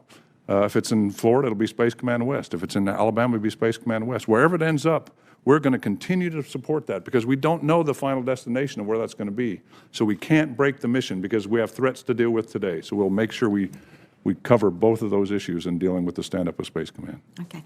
My time has expired, and I'm going to submit for the record QFR for you on supply chain integrity, dealing with the space systems. And I thank you each for your service and for being here today. Thank you, ma'am. Without objection, will be part of the record. Thank you. Senator Warren. Thank you, Mr. Chairman, and thank you both for being here today. Senator Heinrich asked about New START, and I just want to go back and dig a little deeper, if I can, on that. General Hyten, in March 2017, you testified in front of the House Armed Services Committee, and you said, and I quote here, "I've stated for the record in the past, and I'll state again, that I'm a big supporter of the New START agreement." Is that still your view? It is still my view. I've said it multiple times. I'm a big supporter of the New START agreement. I want, ideally, in my view, all nuclear weapons to be part of the next phase of the New START, and not just the identified weapons that are in the New START treaty now. Good. Can you say a word? I understand you would like to see an expanded New START. Can you just say a word about why you think New START is so important? It gives me two things as STRATCOM. Number one, it gives me a cap on their strategic baseline nuclear weapons and their ballistic missiles, both submarine and ICBM, as well as their bombers. So I understand what that is. And also, just as important, it gives me insight into through the verification regime to their real capabilities. The INF Treaty, for example, doesn't have a verification regime anymore. The New START Treaty does, which gives me insight into the Russian capabilities. Those are hugely beneficial to me. They just have to be balanced against all the other things Russia are doing outside of the treaty. Right. And actually, can you just say a word more about that, about the inspection process and what benefit that gives to the United States? So both Russia and the United States, as party to that treaty, have the ability to declare a New START inspection. The Russians can land in our country, and I get a notification that they landed at a port of entry somewhere. San Francisco is one that they land at frequently. And then once they land there, they can declare wherever they want to go in this country to look at our nuclear force. We have the same ability in Russia, to land at a port of entry in Russia and then go wherever we want to look at their capabilities. They open it up to verify that the right number of weapons are there, the right kind of weapons are there. That gives us insight in those capabilities, gives them insight into our capabilities, and improves our overall strategic stability. And so I presume, based on what you've said, that if we either lost that capacity or the capacity was greatly diminished, that you'd like to try to find another way to be able to conduct that same kind of inspection and know what's going on. In this setting, how confident are you that we could replace those inspections, the data exchanges, and the notifications that are now in New START with other verification tools in a timely and cost-effective manner? So we have very good intelligence capabilities, but there's really nothing that can replace the eyes-on, hands-on ability to look at something. All right. And so we have to do that. But there's elements that they have that aren't element of the New START Treaty that we don't have this insight into. That's what I understand that you want to see this expanded. I'm just trying to hang on to what we've got and then talk a little bit about the expansion. Let me just ask, in your view, would it be easier or harder to provide an effective deterrent without a verifiable arms control agreement such as New START in place? So I believe in any situation I can foresee in the next 10 years, I can provide an effective defense as long as I have a capable triad with the weapons that we've defined. So, I get concerned 10 years and beyond that with torpedoes, with cruise missiles, with hypersonics, that they could go a completely other direction that we would have a difficulty. But I don't have any problem standing here and saying I can defend this nation today, and I think the commander after me can, but I worry about the commander after the next. So is it, the question I'm trying to ask, though, is about, is it easier or harder when you've got the tools available to you in New START? Well, today it's absolutely easier. As easier. That's the part I'm going for. So Yeah, but this is a part of what you're able to accomplish. Do you support the extension of New START? So I've stated for the record in the past, I haven't changed my opinion. I support New START, but you have to have a partner that wants to participate in Fair New enough. START. And if it's going to be like INF, we have to have a partner that participates. It's a two-party treaty. And if the Russians continue to build capabilities outside the New START treaty that aren't accountable and won't come to the table under the treaty, which there's an element of the treaty that says if there's a new arm, a new strategic arm that appears, they should bring that to the table and discuss it. If they won't do that, then that causes me to have concerns. And I appreciate that. I think you're exactly right when you identify who's going to come to the table. As you know, New START expires in just 2 years. The administration has already ripped up another nuclear arms treaty with Russia, the INF treaty, and it appears to be running out the clock on the New START without any plans for a follow-up agreement. If this happens, this is going to be the first time since 1972 that there are no arms control agreements between the United States and Russia. My view is we have a moral and strategic responsibility to do everything in our power to prevent a new nuclear arms race. And at a minimum, I think that means working with Russia to try to get back to the negotiating table, try to get them back into compliance with the INF treaty, and working on a New START treaty. This just seems to me to be common sense arms control and to make America safer. So I pay close attention to what the State Department is doing, and they're reaching out to the Russians, and the Russians are not answering favorably. Well, I hope we can get them to the table, and I'm glad to hear that you're in favor of that. Thank you, Senator Warren. Senator Kramer. Thank you, Mr. Chairman. Thank you, Generals, both of you, for your service and for your testimony today.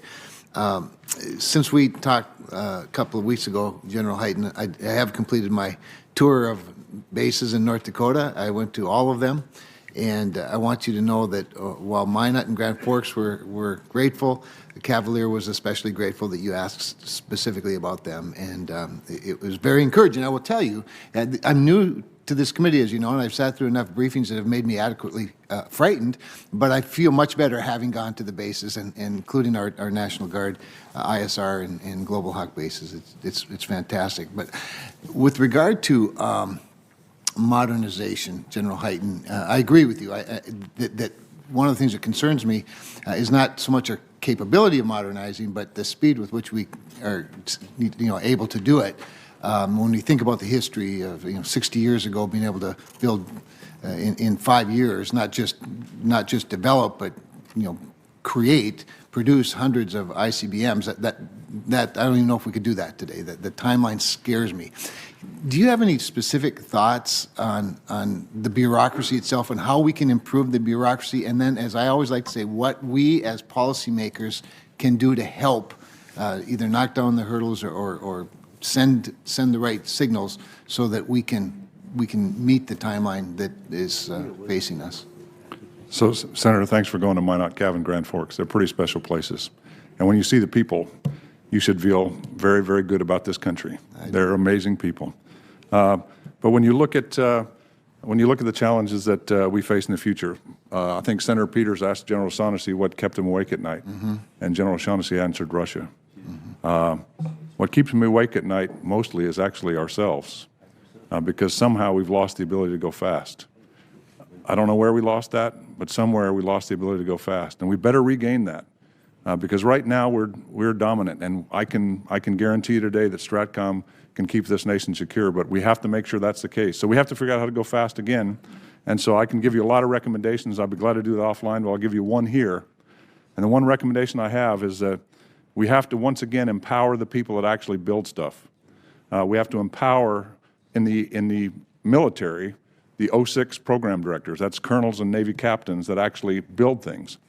Over the last 25 years, we've taken all the authorities away from them, and in many cases, they're not even staying in the military anymore. They go out to do other things in industry. But those engineers that want to go build things, that's what built this amazing force that I get to command today. So we have to go back again and do everything we can to empower down at that level them to make the decisions, how to spend the money, how to deliver the capability, how to test the capability, all those kind of issues, because they'll do it more efficiently than when they have to go through 18 layers of bureaucracy above them. And oh, by the way, if they do fail, we will fire them and find somebody else. That's the other thing that is beneficial about having the authority in the right place. Now you know who is responsible. So right now it's almost impossible to tell who's even responsible because there's so many layers of bureaucracy. So can Congress do something about that, or is this? So Congress has started down that path. Your committee, as well as the House Armed Services Committee in the last 2 years, have made significant improvements in moving things back from the Office of Secretary of Defense back down to the services. I've now watched the services, both on the Air Force and the Navy side, which are mostly in my command. I don't watch the Army as close. Move things back out again to the 06s. So continuing that process, continue to look at that through this committee, and to push those authorities back down, I think that is the biggest thing that would help. General O'Shaughnessy, could you comment on, I guess, the same basic principles within the context of your command? Because, again, having been in Grand Forks and Cavalier and even Fargo, frankly, with the Happy Hooligans and their ISR work, I find some of the greatest innovators in the world, and I just want them to be empowered. I absolutely agree with everything General Hyten said, and as you allude to, I think we have to change the way that we're thinking about advancing our capabilities, and we can't go about it the way that we have done in the past if we're going to keep pace with our adversaries. Maybe since in the remaining seconds, General O'Shaughnessy, I would ask for one clarification with regard to the debate about the southern border and your role in advising or in providing consultation to the president. Do you feel like you and the others, but you specifically, have been adequately listened to, and that the information and intelligence and insights that you've provided to the president and the others around him have been appropriately taken in and considered before making this whole of government decision? Yeah, thank you for asking that, Senator. And yes, I do. I believe for a variety of forums, whether it be directly with the President, whether it be through the Secretary of Defense with the Chairman, whether it be actually going hands-on and actually seeing what's going on there, I feel very comfortable that the best military advice has been from U.S. Northcom has been put forward and has been in the proper forums. Thank you. Thank you, Senator Kramer. Senator Duckworth. Thank you, Mr. Chairman. Gentlemen, thank you so much for your time today and your testimony and your willingness to answer extensive questions. General Hyten, in your testimony, you discussed the effectiveness of our legacy nuclear command, control, and communications systems and the need to pursue updates to meet evolving needs. Can you discuss the implications for building a new system in light of the rapidly changing technologies like AI, quantum computing, and machine learning? And also, could you elaborate, to the extent that you're able to, in an open setting, are we building an adaptable architecture with the workarounds necessary to, to adapt to future tech and modernization? So, Senator, over the last 6 months, I've dug into that very deeply, much deeper than I would ever expect a combatant commander to have to do that. That's because on the 3rd of October, the Secretary of Defense put me in charge of the Nuclear Command and Control Enterprise. And I'm responsible for operations requirements and system engineering of that enterprise now. And so I felt the need to go out and look at how we're doing today, and I understand that pretty well. But then I have to define now how we're going to do it in the future in this very challenging cyber threat environment that we're walking into. So I have some ideas. I formed those ideas as I've gone through. It basically, the broad-based structure of that idea is develop a number of pathways for a message to get through that is so nearly infinite that nobody can ever figure out exactly where it is or deny the ability for that message to get through. That's the way to do things in the future, and I think we'll have the means to do that. I'd have to talk about it at a much more classified level to get into the details. So I've gone out to industry. I've gone out to the federally funded research and development corporations, and I've asked them to come in with ideas. Just last week, they delivered those ideas to me. We're going to now evaluate those ideas and come up with a broad-based set of mission needs that we need to explore, and then I'll work back with industry to figure out how to do that. And then the services, the Army and the Navy, in this case, will actually build them. Have you thought about also going out to some of our national laboratories? I know they are falling under the DOE, but in Illinois we have both Fermilab and Argonne with quantum computing capabilities, currently pretty high up on the spectrum of quantum computing capabilities. But without major investments, we're going to fall behind in that. You bet, and I have gone to the national labs. I went to the national labs, the federally funded research and development corporations, the university affiliated research corporations, all those elements looking for best ideas. And I did that individually because I found when I brought everybody together in a room, the answer ended up looking like it used to. And when I kept everybody separately, everybody had very, very innovative answers. So now we're going to have to figure out how to capture this innovation and move forward effectively. But I have reached out to the DOE labs as well as the UARCs and the FFRDCs. Thank you. I also want to delve a little deeper with both of you into something General O'Shaughnessy mentioned in his written testimony. General, when discussing the potential cumulative effects of Chinese and Russian advanced threat technologies such as hypersonics and cyber efforts, and you've mentioned them here, you said, and I quote, collectively, these advanced technologies could be capable of creating strategic effects with non-nuclear weapons, potentially affecting national decision-makings and limiting response options in both peacetime and crisis. Now, we're very focused, and we've had quite a discussion today on nuclear strategic deterrent at the moment, which, to be clear, I don't have a problem with. I, in fact, do think that we need to modernize our nuclear arsenal. But my concern and question for you both is around our own non-nuclear strategic deterrence. Would you increase investments on our end, whether in hypersonics, cyber, conventional prompt global strike weapons, other new technologies, ever to reach a level of providing a credible deterrent against Chinese and Russian nuclear activities, as we suggest they may be attempting with us? And how do we balance that with the real need to continue our investments in the nuclear realm? Sure. One, thanks for the opportunity to respond to that question, because I think it's really it's right in line with the NDS, and as the NDS has articulated, the changing security environment, one of the things that's really fundamentally changed is the strategic deterrence as it applies to the conventional aspect.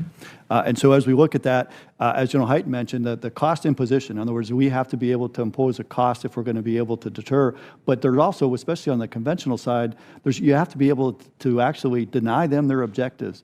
And so it's a combination of both of those together, imposing costs, denying their objectives, and then be able to credibly communicate that to them so they understand that from a deterrent standpoint, that there's absolutely not even worth going down that path. And so in order to do that, though, it's going to take an investment in just the areas that you mentioned. We have to have our own hypersonic capability, and we also have the ability to defend against those advanced threats. And we're able to reach those capabilities if we make these investments? If we make those investments is a key part of your statement. Yes, ma'am. General Hyten? And I agree with General O'Shaughnessy. I think one of the most important things you said, though, is that you recognize that the strategic deterrence in the 21st century is wholly different than it was in the 20th century. It's not just about nuclear weapons. It's multipolar now. It's not just the Soviet Union. It's Russia, China, North Korea. You have to worry about all the domains. You have to worry about nuclear, space, cyber, and conventional. And you have to figure out how to integrate all those together.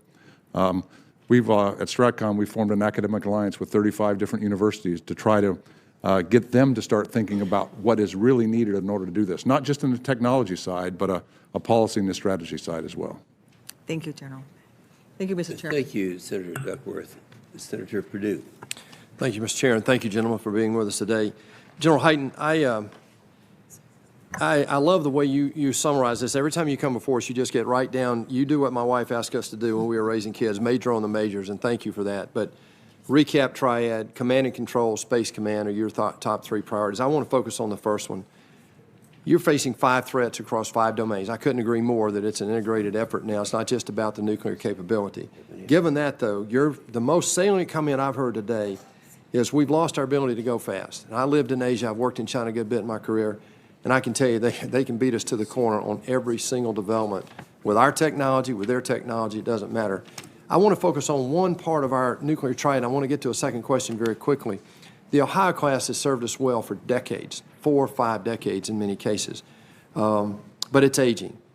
And I know we've got the Columbia class coming. Secretary of Navy Spencer said recently the Columbia class submarine is the most important acquisition program the Navy has today. Do you agree with that, sir? I do, and I can't tell you how thankful I am for Secretary Spencer and CNO Richardson both making that statement and putting that as a priority.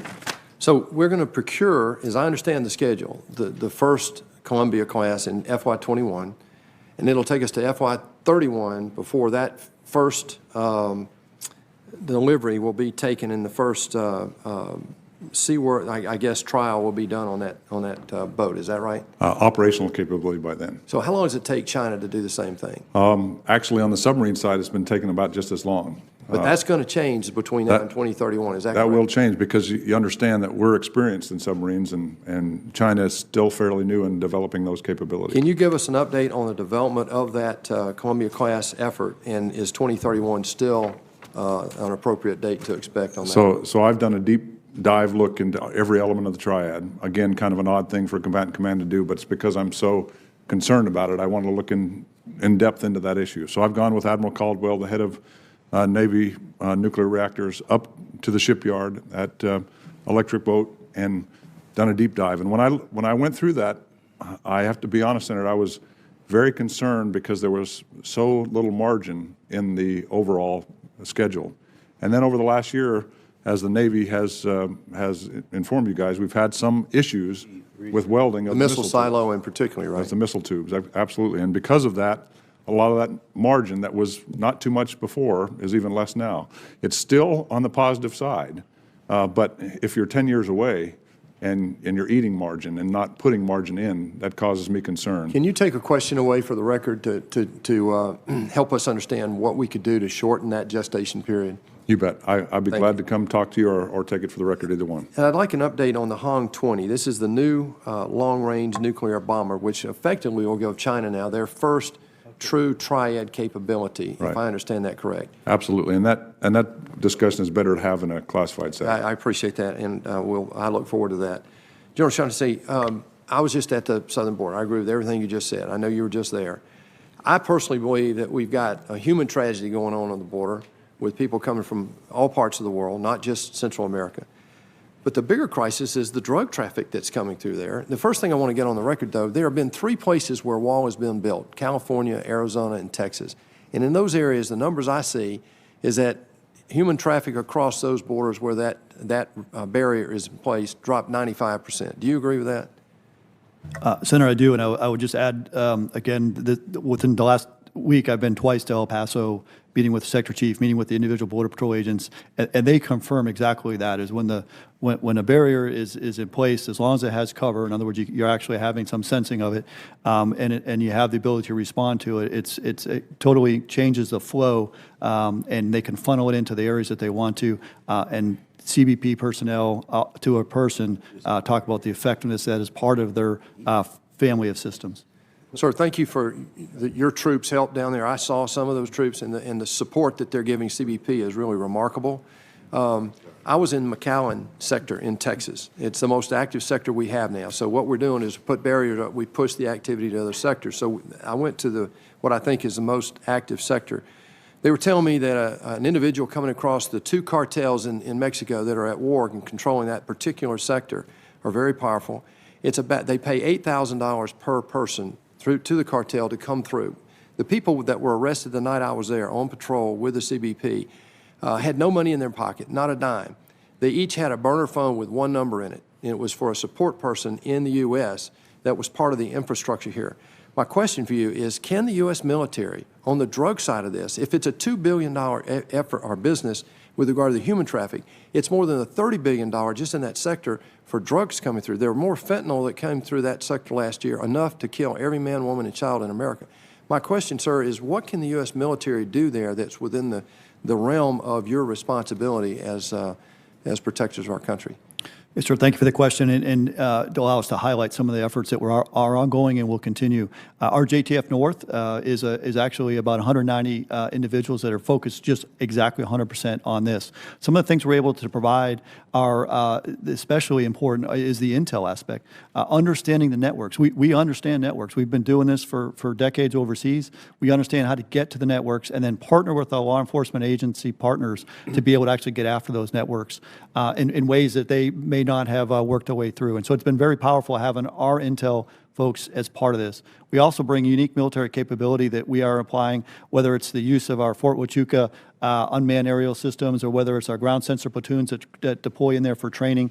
Those are all additive to the capability of our to partner with our law enforcement agencies that have proven to be quite effective and really from the dollar perspective of what we spend and what we get out of them, a very effective use while getting training. Our ground sensor platoon that deploy there, they're doing exactly exactly what they're going to be asked to do if they deploy over to the Middle East, et cetera, and they're doing an environment with a thinking adversary that really allows them to get ready and increase their readiness in the way that we're currently applying them. But with all of that activity, CBP, the military, all of our U.S. activity, with all our technology and everything else, we're only interdicting about 10% of the drugs coming in. Is that correct, sir? That's roughly correct, and it obviously depends exactly what we're talking about. Broadly, that's the correct number, sir. Thank you, sir. Thank you, Bob. Thanks, Okay, thank you, Senator Perdue. Senator Jones. Thank you, Mr. Chairman, and thank you for being here today and for your service, and for all of those behind you for their service. I apologize for not being here as much, but we have several hearings going on today. General Hyten, I know there has been a lot of questions and answers about the INF Treaty and the pullout of the INF Treaty. So I won't kind of rehash all of that. What I'd like to ask, though, have we done everything that you would advise in order to bring Russia to the table on the INF Treaty? So I think that's a very difficult question for me to ask because I don't have the whole picture. I don't know everything the State Department has done. I understand my discussions with the President. I understand that the State Department has worked that issue.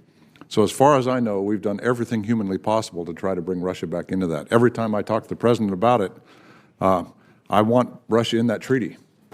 But if they won't comply, then you don't really have a treaty. From my perspective, I think we've done everything humanly possible, but I would say that there's still time that Russia could come to the table and still participate in that treaty. Would hope that that happened, but I don't think that's very likely right now. Do you have any specifics that you would recommend? I was thinking about that. Haven't been tried already. I was thinking about that as you went through the question, Senator, and I can't think of I think you just have to ask again and again. I think we've shown the intelligence to our NATO allies. You've seen the NATO allies come out and understand that that system that is in violation of the treaty is in violation of the treaty. I think all our NATO allies agree with that. For whatever reason, Russia does not want to play in that situation, and if they don't want to come to the table, they're not going to come to the table. Yes, thank you. Thank you for that. So, General O'Shaughnessy, obviously there's also been a lot of questions and answers about the border and the national emergency, and I think you testified earlier that whenever there is something coming from the President, I think your testimony was when you get a legal order from the President, you act. And my question is, with regard to the national emergency declaration, did you or anyone on the staff that you know of evaluate the legality of the order regarding the national emergency on the southern border? So he still has a question. Sir, that's beyond the purview of NORTHCOM, I would say, but just for clarity, though, since the actual declaration of national emergency, there's been no specific tasking that's come down to NORTHCOM post that declaration. What we have is we're actually executing those orders and direction that we were given prior to that declaration, that those troops are now showing up on the border, but that order was given and the request for assistance was given from the Department of Homeland Security to the Department of Defense prior to that declaration. All right, thank you. Mr. Chairman, I think that's all I have. Thank you very much. Thank you, gentlemen. Thank you, Senator Jones. Well, first of all, I thank you very much, both of you, for the very concise way in which you answered some pretty difficult questions, and I appreciate that very much. Was there anything else that you'd like to bring up that you didn't have the opportunity to do for clarification, either one of you? So, Senator, I would like to. You mentioned a few things at the beginning that you wanted to make sure we addressed today, and I went down the list just a minute ago, and we talked about everything on your list except the Space Force. Mm-hmm. And I think I'd just like to make a few comments on that. Okay, I do appreciate that. In fact, both of you may want to do that because my question was, there is confusion out there. We're talking about the Space Force, where that fits in all of this, and the two of you would be the logical ones to ask. Thank you very much. So, Senator, the Space Force is structured to be the organized, train, and equip element for our space capabilities. Mm-hmm. Right now, the space capabilities are broadly in the Air Force, but they're also across the Army, the Navy, and other defense agencies as well. When we look at the problem, there's really two issues. After Goldwater Nichols, the military services are now responsible for organized training, equipping forces, but not fighting. The fighting is done in the combatant commands. General O'Shaughnessy and I represent the combatant commands. So we're responsible for fighting. Now, that's why, in response to the questions earlier, the need to stand up a U.S. Space Command focused on the war-fighting problem in space is what that command is doing, which leaves the question, are we properly organized to do the organized, train, and equip mission for the space mission? And the President has said because of the importance of that warfighting domain, we are not. And we should consolidate all those capabilities from across the department into a single space force. And I give the President and the Vice President big credit for not creating a department of the Space Force at this time, but putting that capability in the Air Force, because I was very concerned about creating excess bureaucracy. So was the President, so was the Vice President. And by creating a department of the Space Force, it's just not sized right now in order to do that. It will be someday, but it's just not reached that point right now. But the legislative proposal should come to you shortly. There will be some issues we'll have to work out with you, and we'll work those together. But I just want you to know that I support the concept of the Space Force inside the Air Force that the President is now pushing. Yeah, you are right. I had brought that up both in my opening statement as well as initial questions. And my concern was that we wanted two things answered before you actually get into a new bureaucracy. One is what the costs are going to be. One would be more efficient, and I think you've answered both of those. I appreciate that very much. Senator Cotton. Thank you, Mr. Chairman. Thank you, gentlemen. I apologize for my tardiness. It's been a fun-filled morning of committee hearings all across the Senate. General Hyten, each leg of our nuclear triad has its own value. Is it fair to say that our ballistic missiles have strength in numbers? That's one of the big values of our ballistic missiles. 400 ballistic missiles create a huge targeting problem for any adversary. The only way to get after 400 hardened nuclear missiles is with a whole bunch of incoming weapons. And if you decide to attack those, then you pretty much are guaranteeing that we'll attack back. That's deterrent in a nutshell, and that creates a huge element of our deterrent process. Sometimes referred to as a missile sink for the enemy? It would be a missile sink. It would be a weapon sink. It would be a very, very difficult target to impact. I have heard proposals from some in Congress and in Washington suggesting that we ought to eliminate our Minuteman III fleet and cancel the replacement for that fleet. If we were to take that step to unilaterally cut over 400 ballistic missiles and command centers, wouldn't it be like giving the Russians and the Chinese 400 free warheads to target something else in the United States or around the world? I don't understand how, with the threats that we face today, which are growing, not shrinking, we would make a decision today as a nation to lessen our overall strategic deterrent. That makes no sense to me, and my best military advice is that we do not do that. One common argument I hear in defense of that position is, why do we spend so much money on weapons we never use? It's not that much money. I mean, it's only, 3 to 6% of the budget, of the defense budget, depending on where we are in the cycle. Wouldn't you say, though, that we've been using our nuclear weapons every single day for 74 years? We use them every day, and Senator, the people that say that, I actually find that a little bit insulting, because the men and women who go to work every day, underneath the water, underneath the ground, in the air, that provide that strategic deterrent, they are doing the mission every day. It is the most active mission. Strategic deterrence is not a passive mission. Deterrence doesn't exist just because you have 1,550 deployable nuclear weapons on the New START Treaty. You have to do that mission every day, and that's what the men and women of my command do, and they're proud to do it. And so it is an active mission, one of the most active missions we have. When you send a nuclear submarine out with 160 sailors on board, do you think they're thinking of themselves as a passive, functional mission? No, they are an active warfighting mission.